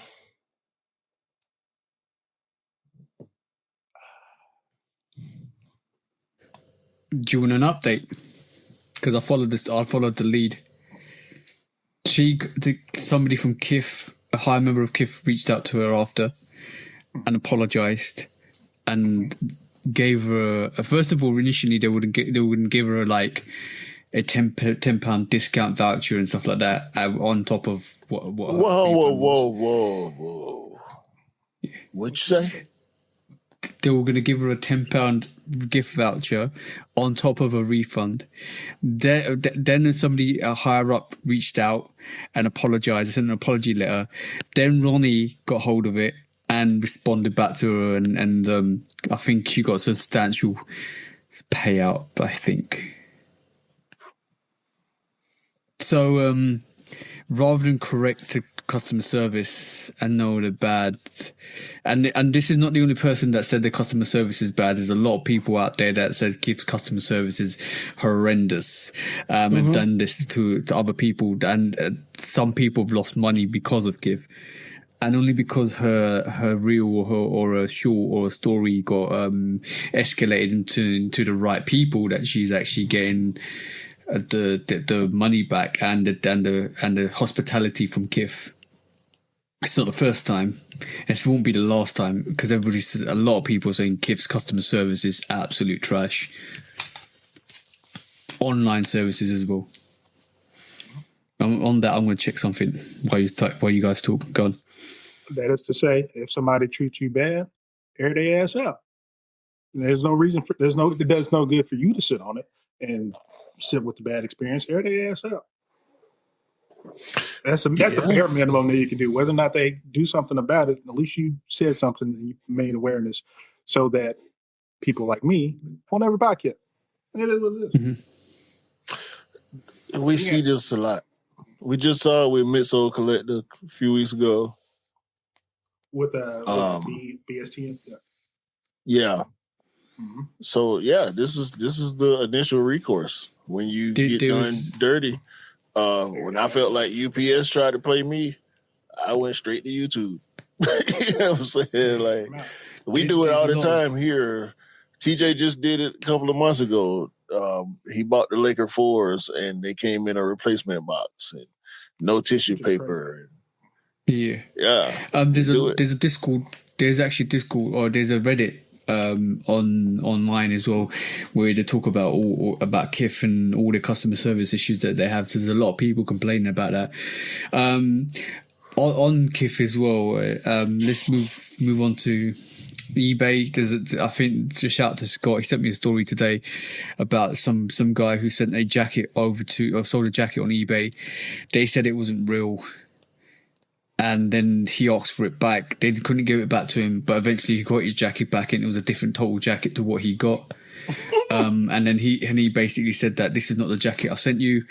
And there's issues with that. And recently on our actual on our Instagram group, Daniel sent over where Goat have done the same thing, where they've sold a sneaker, and then they've sent a different sneaker. And it's like, what Goat doing? So there's a lot on the resale platforms that I do not trust at this moment in time, and I'm looking at every resale platform with a side eye now, because it's like the standards have dramatically dropped, and it feels like the standards have dramatically dropped over the last year or so, even with the trusted ones like eBay, where you think stuff like that doesn't happen. And Collywood, shout out to the bro Collywood, actually did say that clothing is a whole different matter to sneakers, and there's a lot of fake clothing going around. It's hard to detect some of the fake clothing that goes around unless you know the quality of the clothing and how it's supposed to come. So yeah, it's hard to trust any resale platforms now at the moment. Yeah, that's why I got a little deal on the table. I'm scared to even press the button on it. Yep. You know what I'm saying? It's like, do I really want to represent that? You know what I'm saying? Mm-hmm. It's crazy. Everybody's pockets are drying up in one way or another, whether it's your own personal pockets or a corporation. So sometimes people cut corners and do things to, hey, man. But I'm definitely going to say but I'm definitely going to say the worst of the worst is still StockX to me, because like if you really peep it, they've been behind so much. Even though they've got their stock indicators of how much the sneakers valued at and stuff like that. in terms of their reselling platforms, the fact that they're getting into used sneakers now, when Go and eBay have been doing that for the longest, and eBay has been doing it for the longest, and like they all want to open up that channel now when it's too late for instance, because there's other platforms. I don't have money. There's other platforms that have been doing it. Then to go into the mystery box aspect as well, and don't even. Some of the comments I got on that mystery box, and actually, sorry. Somebody spent somebody said to me, and I don't know how accurate this is, but this is coming from them. They said they spent a couple of thousands on mystery boxes. I think Q tags you on it, and StockX blocked them for some reason, and he's chasing it up because obviously it seems like something's either he's lost his account and they've not sent him the stuff. But I said to him, keep us in the loop and give us more information. We'll highlight it. If it's reputable, we'll highlight it on the pod. There's some shady stuff going on. Shady stuff going on in StockX, especially with the mystery boxes. So we'll keep dealing it. We'll keep highlighting the truths. Not the fake accusations. We'll do our background research and highlight the truths, because that's important to give the right knowledge to the right people. And we'll keep highlighting it to show you what the fuck shit these companies are doing, because it's not on. It's absolutely not on, because people invest their hard-earned money on a company, on their reputation, and if the reputation is not as good, if their reputation is in the gutter, why would you ever invest in a company or invest any money in a company? And that's the be and end all. In my personal opinion, you got to trust a company to invest or buy anything in a company, because you could be spending money and losing money. And KITH is bad for doing what they've done, and all the resale platforms. You need to wise up, because people will stop spending money on you guys. And I don't want to spend $75 on a damn t-shirt. Yeah. More than that in some cases. You're right. Last quick strike. Let's get this out of the way. Packs. So next year it seems like we might be getting packs, right? So first one is a laser 4-pack, which is a white and black pair. Apparently, that's what we look like we're getting. The second pack, it looks like we're getting the Air Max Black Tongue pack, which I'm just gonna quickly open up. I think it's the Air Max 195 and hold on 2 seconds, and the 90. Hold on. Yeah, the 1995, the 1995 and the one, and the third pack is the Big Bubble Air Max 95 Black Tongue pack as well. So it looks like we're getting a couple of packs next year. Okay. I think it's great. We're getting packs. It looks like it's going to be $500. So that's a hit over the head for the packs themselves. That's not my. God. And this is all in one package, right? Yeah, the laser pack is that is a double box for sure. That's apparently that's a double box. Double or triple. There's an Air Max Plus 2. Let's drop it in a pack. Yeah, so as we're getting a multitude of packs next year.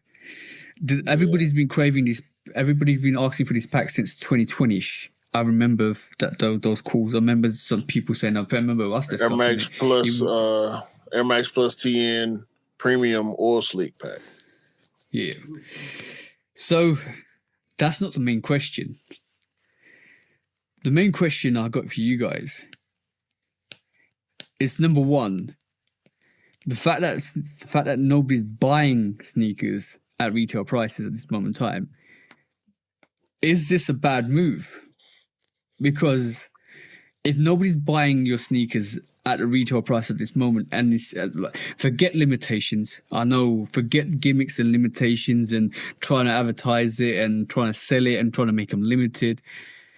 But the fact that people are sitting on pairs and waiting for them to go on sale, is this the right move for them to say, all right, cool, if that's the case, we're going to give you a double pack for $500? That's the question. Go ahead, Rick. For them, I think it's a smart move, because you can limit that way. I asked that question about whether or not it was a double box, triple box, or whatever, because when I think of pack, I think of things that go together. So, for example, if you remember that Concepts Air Max, If they had put that in a 3-box, right, and sold that as opposed to breaking it up a week at a time and paying $180 per shoe, like that's a little bit different, and you're producing more that way as opposed to putting them together and limiting the number. So doing it that way for them kind of makes sense, because you don't have to do as much. You don't have to go and run, if you want to just use a round number, you don't have to do 75,000 of each pair. You can do a couple thousand of each pack and be done. Yeah, yeah, that makes sense. The main thing I think about with these packs is how the prices aren't as bad as I feel like they should be in some cases. Primarily because I think about the Jordan price a lot. And Jordan likes to do specialized pricing for special pairs. So you would think you would see that, with Nike too. And with other brands, a lot of brands do it.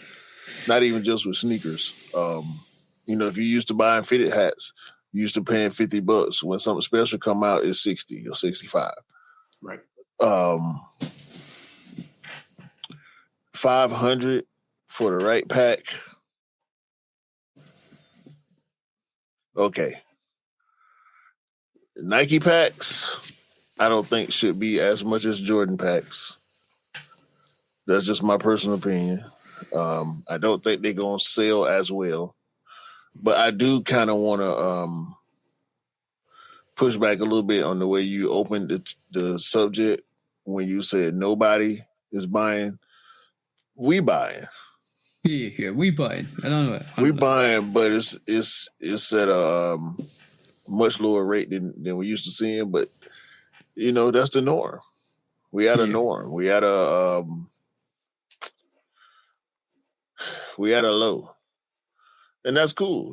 It's ups and downs. We can't see the next up coming, and if we're being realistic, do we want to see the next up in sneaker purchases? Like we were saying last week, right? Yes, stuff is sitting, which is good for people who want to buy because the prices go down, availability is up. Yeah. Not so much for the brands because that's going to discourage the brands from potentially doing what we want them to do. My personal opinion, I want the Air Max 96 V1. If sales are down, I don't think I'm going to get that sneaker. Yeah, this is the pros and cons of the business market. Like right this moment in time, and the reason why I said I in terms of nobody, I said normal consumers aren't looking for what we're looking for, and even us, we're being very selective. Which I think that selectiveness is actually manifested quite a lot on everybody. I would say, a more majority of people. So this is why we're seeing sneakers going on sale. This is why we're seeing Nike go back to retailers rather than going direct to customer. We're seeing a compound of issues, not errors. I wouldn't even say they're errors. It's the regularization, and I agree with you, Q, when you say the normalization of how what the sneaker game used to be. And the expectations of what Nike think they need to do when COVID was still around, and that's what's happened. And there's a blatant transparency between the two because Nike and brands, most of the brands think they still need to be selling sneakers as they did during COVID and haven't really adapted even in 2026. And the normalization of people buying sneakers and living life is caused what we're in at this moment in time. It's like you'd say the bubbles burst, the COVID bubbles burst, and we're no longer in that sector. So with that said, and they're not errors because they're trying to do the best to actually kind of keep the market afloat. If the pack movement doesn't work, if these packs don't sell, it's going to have a more of a compounding impact on what their stock level is again and again And again, the next move, like you say, Q, when's the next up? The next move will cause the next move, will cause the next move. And if it's taking revenue out of research and development, if it's taking revenue out of stock shares and stockholders, and it's taking revenue out of the business, then, like you said, the AMX 96 version 1 might have been a dream 2 years ago, but might not be a dream now, because if there's no market there for them to sell these pairs, or they haven't got the confidence to sell these pairs, if they're with a new revitalized silhouette, they won't. That's the massive problem here. So that's the reason why I've vetted that question out to you guys. Is it a good move? And not even will it if it will sell, because certain people will sell. But if you see the Jordan 4 lasers, and if you divide that cost up by the $500 we're talking about, and that's not even before taxes. That's before taxes. That's not even after taxes. It's still $250 a pair. When was the last time we bought? Okay, cool. Amamanier. Maybe the Amamanier 4s was that price, but that was it after taxes? Ones. Your bread ones. So like, I know people wanted those pairs and they got those pairs, but now realistically speaking, when people are seeing pairs going for sale, will they buy it for that price? That's the question. Will they say, okay, cool, you know what, and it's a consumer's market at this moment in time. It's not sellers' market, it's a consumer's market. Consumers are like, okay, cool, wait, F that. The people who want it will go get it. And yeah. For sure. It's not just sneakers where this happens. I drink bourbon on a fairly decent basis. There are allocated bourbons that are very, very rare. Mm-hmm. And in order to try to move some of their lesser wanted product, stores will say, hey, if you want to buy this allocated bourbon, you also got to buy this bottom shelf. 1,000%. So it's not just a sneakers thing. It's people do it across all over. But if you want something bad enough, you'll pay the price and get it. You know about Pappy Van Winkle? I've heard about it. I've never had it. Because the one time I actually ponied up the money, like, hey, I want to try the Pappy, they didn't have it. So no, because if you ain't on the preferred customer list, you're not gonna get it. You're not gonna get it. Exactly. That's the Louis Vuitton like customer stuff. They have to buy. Now, Pappy Van Winkle at retail is not crazy expensive, but it's so limited that the liquor stores have to buy something like 15 or 20 cases of some bottom stuff in order just to get one bottle. Right. And then we talking about this is a 6-pack. Mm-hmm. So in order to get 6 bottles, you got to buy 100 or so cases of some other shit. So then the store would take all these bottles of that one. We can put it with this other one that's not quite as rare as a Pappy, but it's still allocated. You got to buy this as a pack so we can try to move all this stuff. Yes. Yeah. Same with and then when you who are on the preferred customer list, whether it's the amount of time you've been shopping at that store, or relationship at that store, or the amount of money you spent at that store. And mind you, this liquor only come out once a year. Mm-hmm. You, the customer, go pay, I think it's like $60, $70, $80, something like that. And then you get to go on Amazon and sell it for $1,200. No, I'm dead ass serious. The bottle ain't even $100 in the store, bro. If it is $100, it's just $100. And you get to turn around and resell it for $1,200, $1,300. On that is crazy. And people gonna buy it. Right. It only come out once a year. It's super limited. Pappy Van Winkle. Y'all check it out. Yeah, I've got the same thing with some Kraken bottles. The Kraken Spice Rum, they do limited edition bottles every year. They've got the thing with that is they've actually got bottles that come out in the US and Europe and UK, totally different as well. And some of the bottles are absolutely amazing. To be honest, I bought like 4 or 5 from like a vintage year. They're only about £37 per bottle. And their markup is crazy. Like the markup over because they've made a ceramic, but they've got a ceramic bottle, and it's just the actual Kraken liquor as well. It's not special liquor; it's just the same liquor.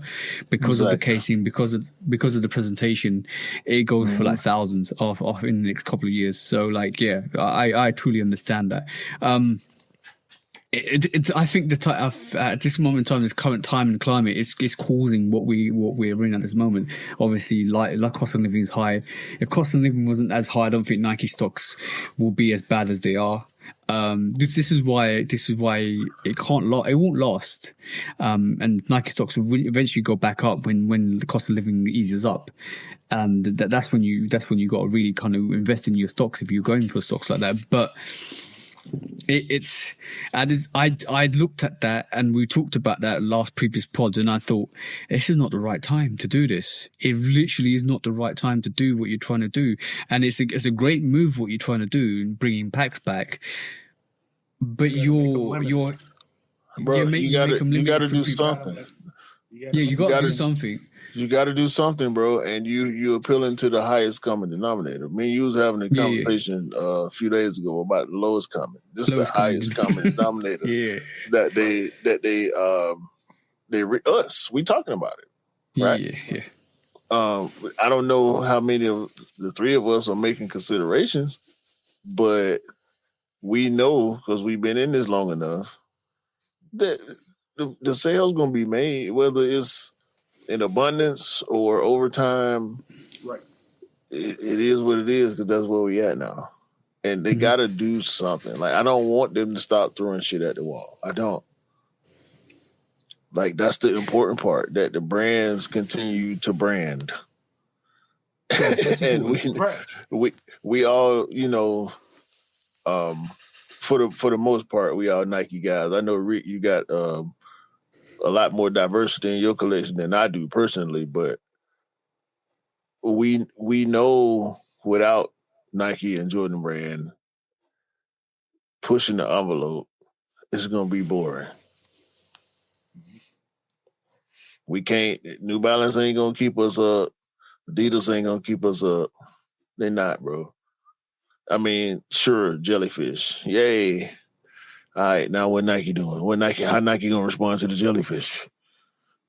You know what I'm saying? The Vomero Premium, stuff like that. It's gonna always come back to the root, bro. So, but the thing is, you're spot on there. We're back. Look, the forefront and the epicenter, however you want to look at it, is always Nike. Nike this, Nike that, Jordan this, Jordan that. Anything bad happens, it's always Nike and Jordan brand that come up first in everybody's name. When something good happens, it's always Nike and Jordan brand that come up. Maybe not in soccer or football in most cases, but majority of the time.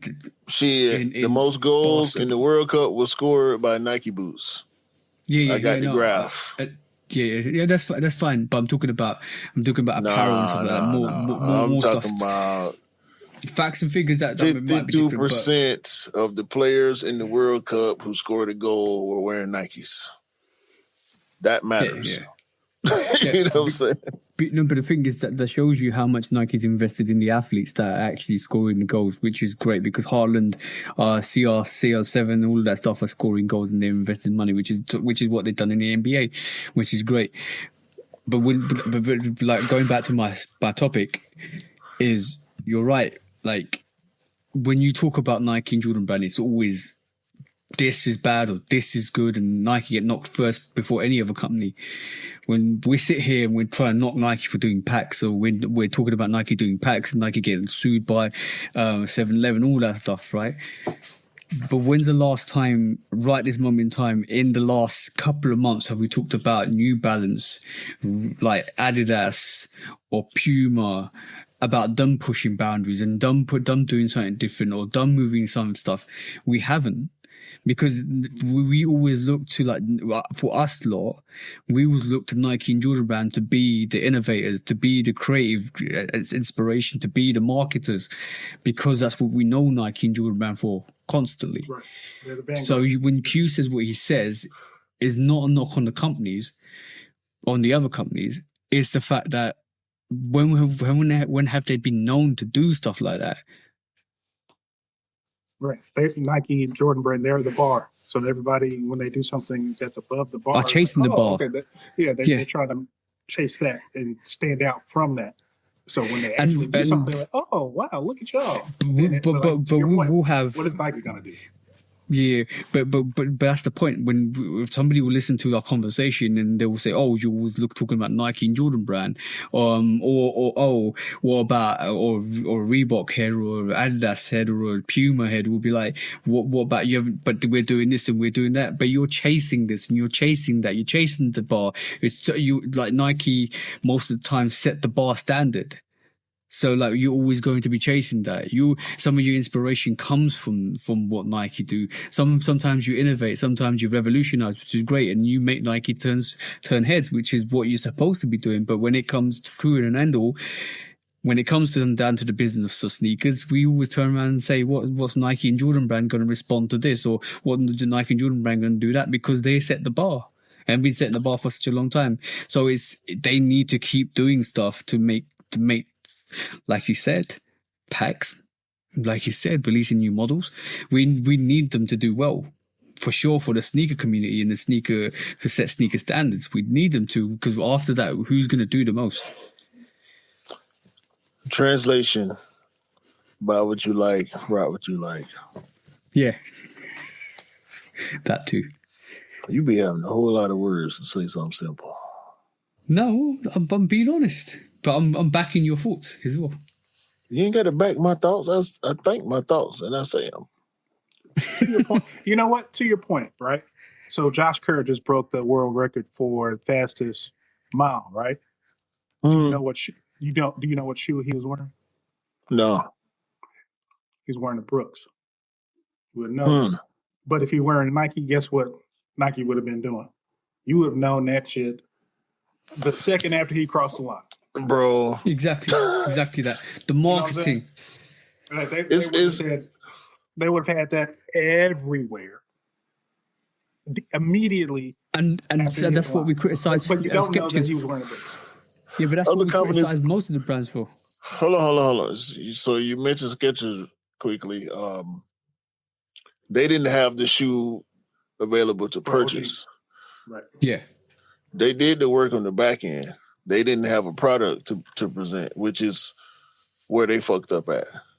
Nike don't necessarily always have a product to present, but as soon as Jalen Hurts won the championship, the love Hurts was everywhere, to Rick's point. You know what I'm saying? So, like, as far as the marketing is concerned, I think a lot of these other companies done caught up marketing-wise, but Nike is more than just a product. It's more than, in my mind, I ain't gonna speak for nobody else. It's more than just a product. You know, it's a whole thing. It's a thought behind. That's all this thing. Yeah. Yeah, it's more than just what's next or what's new. It's more than just who got this and who got that. It's a way of life. You know what I'm saying? Like, since I was a kid, bro, Nike it needed to be a part of your life.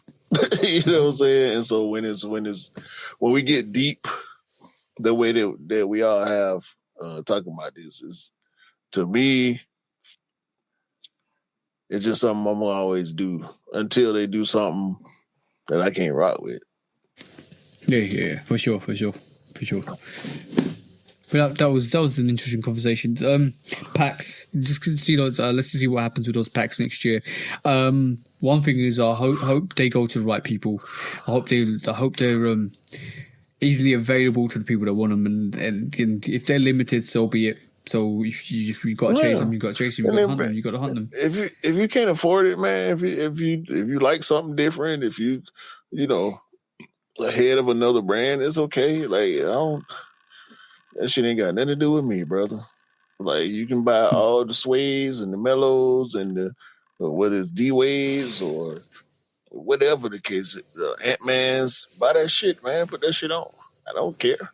I'm gonna keep buying 95s and Dion's. See, I wouldn't even.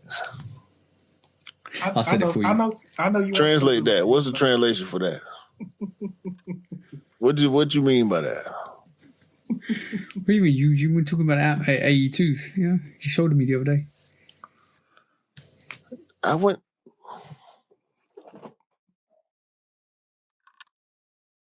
Lost words. I'm just telling me you showed me, so I and then I said it. So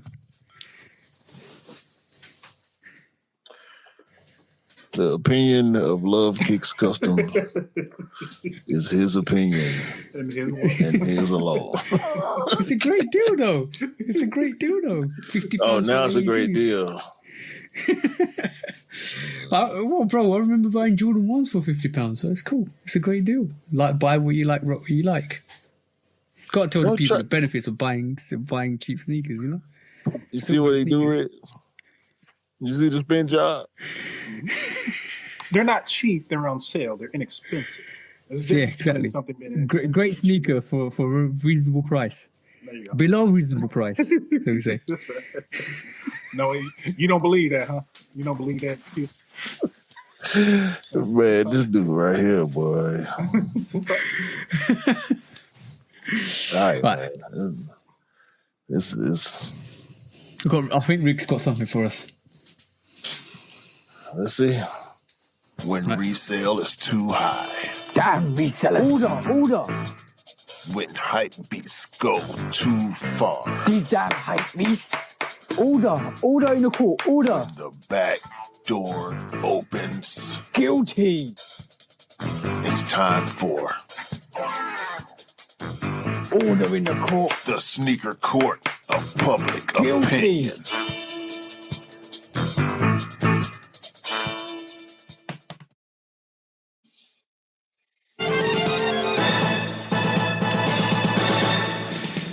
Guilty! Welcome back to Sneaker Court Public Opinion with me, Judge Public Opinion, and Executioner with this week, Rick Tubb. What's you got for us this week, bro?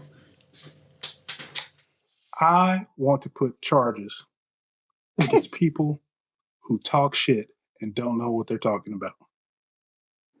Do me a favor. Look, come here. Let me holler at you for a second. Stop talking about such as they said. Who is they? Who told you that? I read. Whose tweet did you read? Where'd you get that from? I saw. What TikTok AI story did you see? What are you talking about? If you don't have sources to back up what you're talking about, shut the hell up. Don't get on anybody's platform anywhere.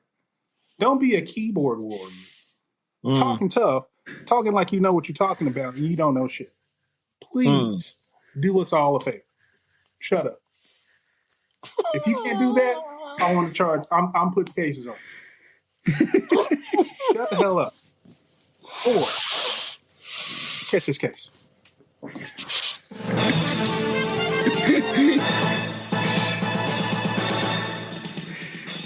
Guilty. Rick, you said it better than I could say it. Guys out there, stop being the lowest common denominator. Stop being rough and tumble with your keyboards. Come out and touch some grass. And don't get smacked out when somebody sues you. Do the knowledge. Read a book. Bro, education is free. Fundamentals. Looking up facts is free. But you know what? Some of the people out there just want to listen to the gossip and rumors and conspiracy without doing the due diligence of listening or actually searching up the facts and figures. And even you know what? And even then, some of these people don't. What was this term? Fake news. Yeah, that bullshit that we. But it's my opinion. My opinion cannot ever be wrong. Oh, bro, and the best thing is. not all opinions should be validated, especially social media. That's the bad thing about social media. It's most people think they've got the right to have an opinion. Keep that opinion in your brain, man. Sometimes that needs to digest and just be flushed down your bowel system, not just spurted onto the news or keep it moving, man. Nobody cares. Anything you want to say, Q? Opinions are like assholes, but keep that shit to yourself. Yeah, that one. This is dedicated to the people who skipped the field trips when they was in school. Because they can ask You could have learned something. Yeah, could have learned School at something. 1:30. Shout bus shouting. Oh my God. When resale is too high. Damn resellers. Order. When hype beats go too far. These damn hype beasts. Order in the court. Order. The back door opens. Guilty. It's time for Order in the court. the sneaker court of public Guilty. opinion.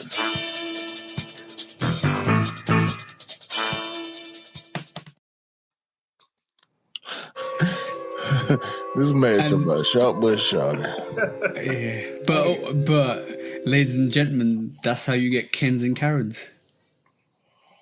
Absolutely. That is a fact. Listen to the man when he telling the truth. Right, some discounts. Oh, Otherwise, we're gonna get in trouble. Ooh. We're gonna get in trouble anyway. It's okay. Boys to Men. Ooh. Air Jordan Yeah. 11. Yeah. Shout out to everybody involved with that. Yeah. I was gonna say one person, but shout out to everybody, the group, the designers,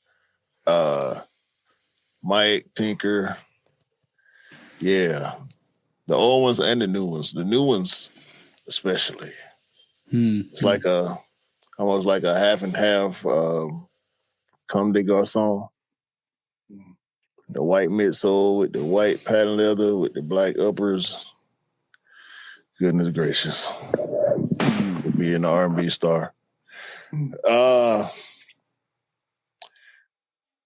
Listen, y'all. I think we passed the time where we have to stop being surprised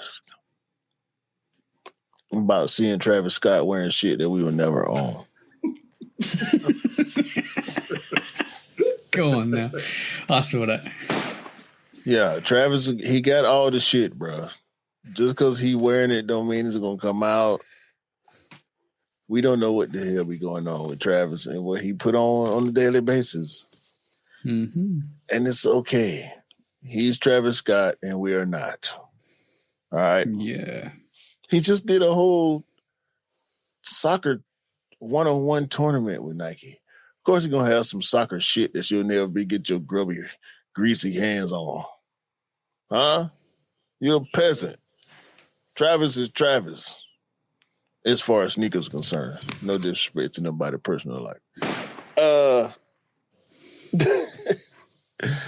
If y'all like Carmelo Anthony, one of his best silhouettes is set to return in 2027, the Melo 5.5.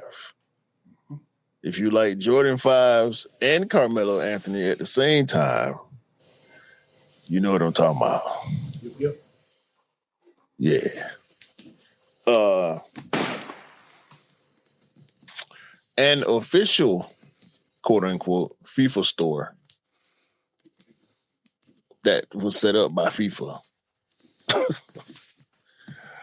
was selling fake jerseys in the city of Atlanta, state of Georgia, during the World Cup. Man walked in the store, looked at the jerseys, and said, "This the same shit they be selling on Alibaba." I saw that. Crash. That's crazy. What? That's crazy. What? Bruh. Shout out to ASAP Rocky on his new Puma campaign. He bringing the suedes out. It's a nice little colorway if you're into that sort of thing.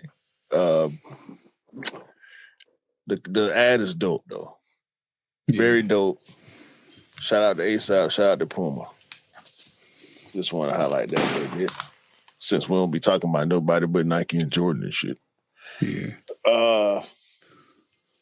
BMW. For those of y'all who have one, is now creating proprietary screws for new models. The screw heads look like the BMW logo with the left and right side of the logo, you know, the little triangles set in. So you need a special type of bit to be able to grab that screw. Yeah, they're doing a Nintendo. Already high enough. Bro, they're doing a Nintendo. They're doing a Nintendo. Proprietary hardware. Yeah. The big screw job. The big screw job. Exactly. The biggest. Man. Project Blitz versus Nike is ongoing. There has been good news for both sides. Nike has won some stuff and Project Blitz then won some stuff. I'm just ready for it to be over with at this point. If you got stuff illegally, you shouldn't be able to keep it. All the stuff that you had legally, you should be able to keep. That's all I got to say. Not taking a side.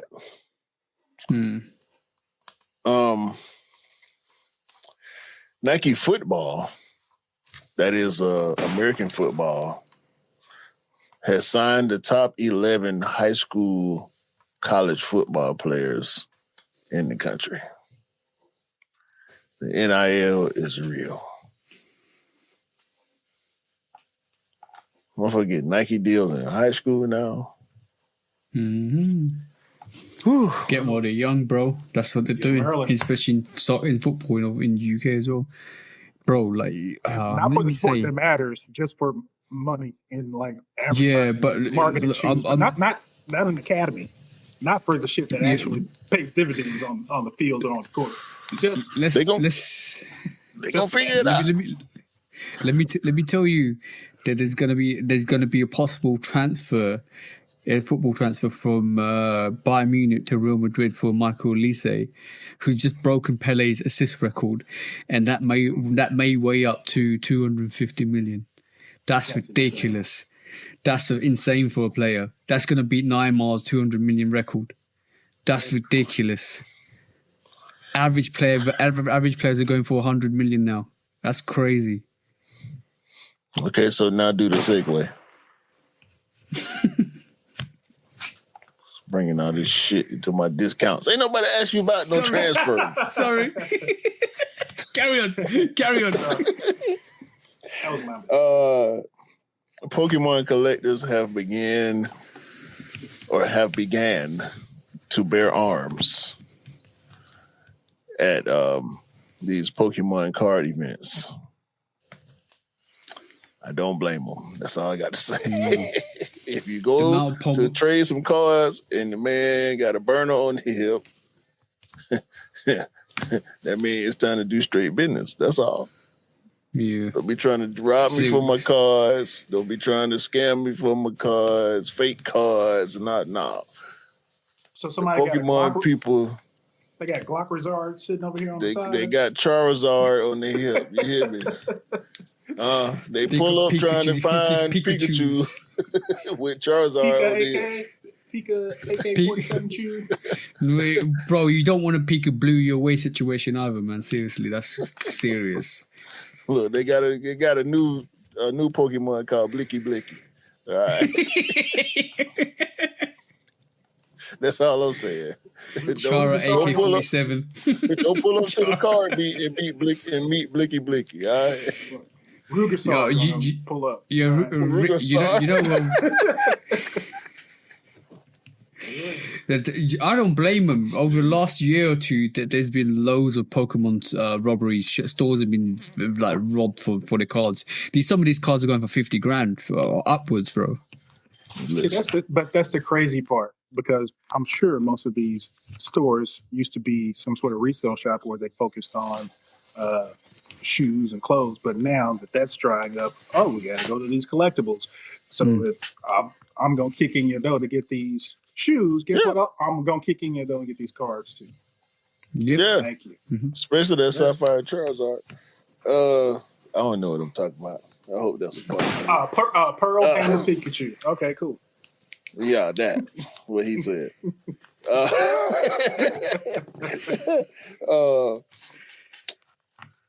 Michael Jordan, the bastard goat himself, has purchased his third free clinic in his hometown of Wilmington, North Carolina. So I guess the bastard goat ain't that much of a bastard. Shout. He's still a bastard. Shout out to Jordan. Tyler, the Creator. Golf LaFleur. New pack. Faux sneakers. Dope shit. Just more dope shit from Tyler, the Creator.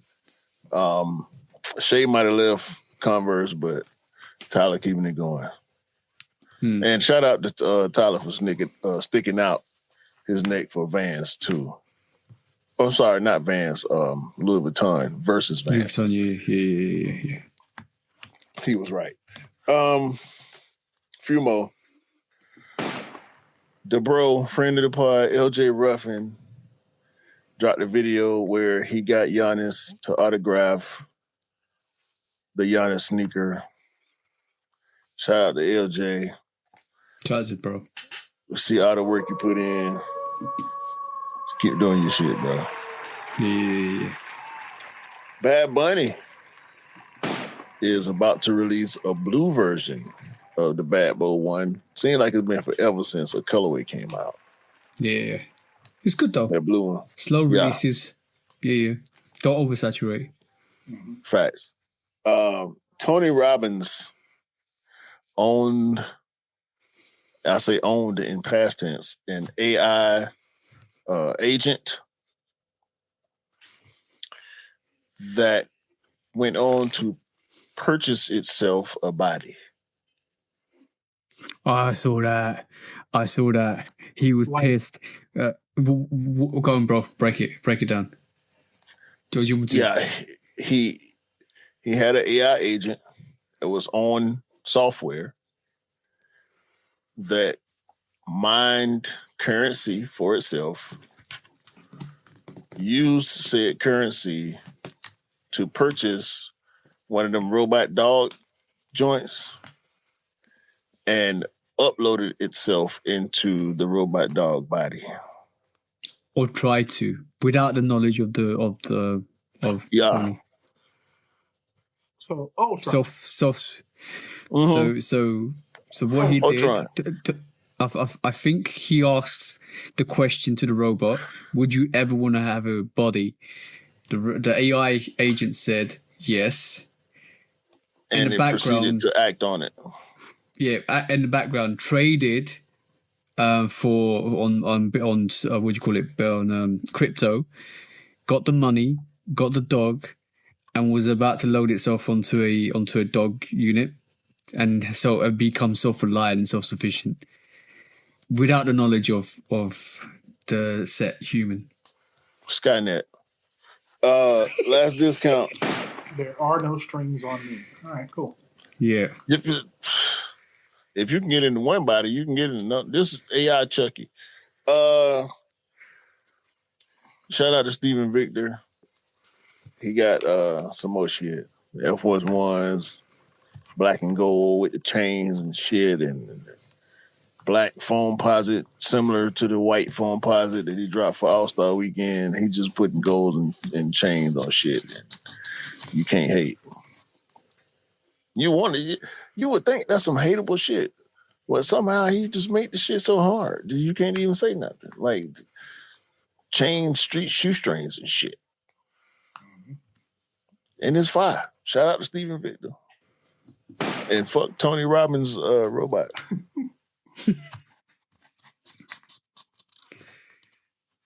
Is that it? Yeah. Okay, I got one last one. That's crazy. I got one last one. This is I wanted to cover this at the start, but obviously we're talking about AI and human dystopia. So I'll talk about Reflect Orbital. Have you guys heard of Reflect Orbital? So Reflect Orbital designed a prototype startup to launch a prototype satellite which features a square deployable reflector.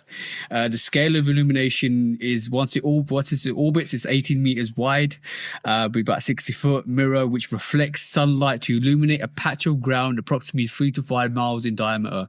Right, their ambition is to launch 50,000 of these into the atmosphere and reflect sunlight at a cost of £5,000 or dollars per hour to anybody that wants it once it's nighttime. You can't make this shit up, bro. They literally want to put satellites up there in the sky to reflect sunlight onto the ground when it's dark. Not only disrupting nature and the environment, but also charging you $5,000 per hour to do so. Have you ever have you ever seen a magnifying glass and a little ant? That comes into mind. And have you ever seen this technology weaponized? That also comes into mind. Yeah, talk about human dystopia. There you go, ladies and gentlemen. We're in the age of absolute dystopia where people want to charge for sunlight. Talking about Mr. Burns and blocking out the sunlight, that's actually coming true. That is the James Bondiest shit I ever heard in my life. I know, bro. I thought this, bro. I literally was like, one of these tech billionaires is going to invest in it and start charging humans for sunlight. That's gonna happen, bro. I won't be even surprised in the future when we start charging us for oxygen. They charge us for water. Bro, why you put all the bad ideas out in the public? That is the dumbest. Bro, I'm just saying what I see. Say what you see. You ain't seeing that. Don't say that. What's the point of having sunlight all the time? Why would you want that? That doesn't even Move to Antarctica. The initial idea and the reasoning behind this is to actually get sunlight to the solar panels that you have situated in the areas. But what do humans normally do? Is either utilize it or weaponize it. There you go.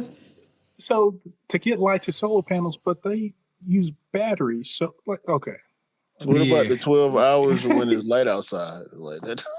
Like it's and you know they debunk that theory automatically because solar panels don't need as much sunlight to generate as much energy to power it's the unit. Light so, for 12 hours. Yep. Already. Yep. That one. Battery.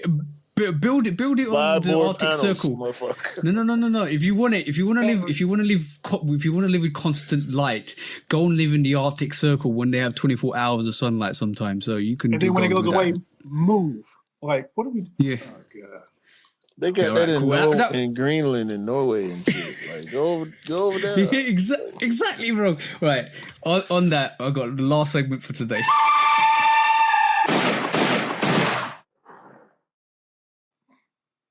Good, the bad, the ugly this week. The good is Spain won for the rest of the world. Well done to Spain for winning the World Cup. The bad this week is all the FIFA bullshit that we had to deal with during the World Cup. And the ugly this week is Argentina and all your bullshit that we had to deal with during the World Cup with all the players knocking around. I'm glad Alonso Fernandez got sent off for his bullshit tackle.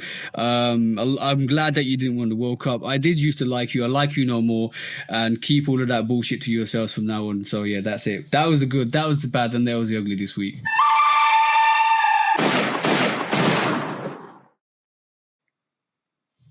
And that was the show, bro. Pretty much. Show done. You want to say anything, bro? This is a Lawson translation. Yeah, pretty much. You know what the show episode's called now? Lawson translation. Yeah. Decent movie too. Hopefully everybody can understand the words that are coming out of my mouth.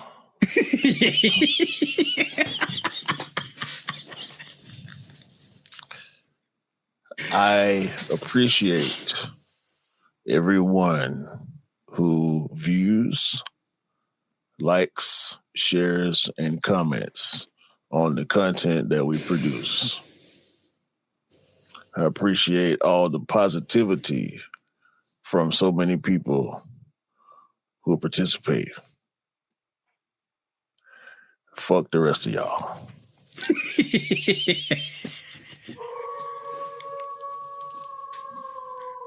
Have a great day.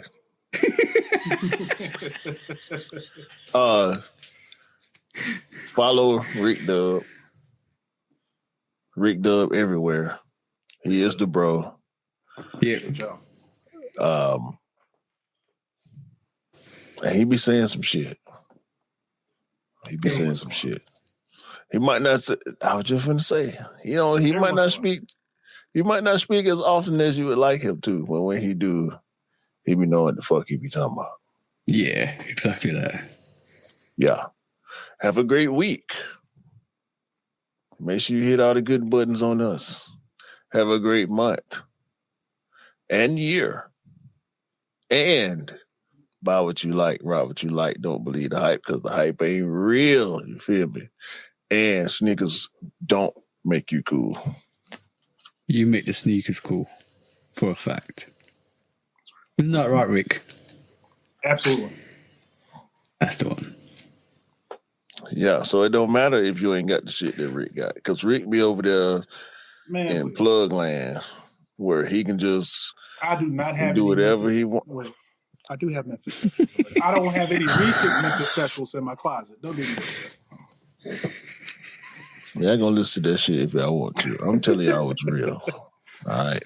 I'm not blowing no smoke up nobody's ass. I don't have it like that. I got enough though. Choose who to believe. Peace out, guys.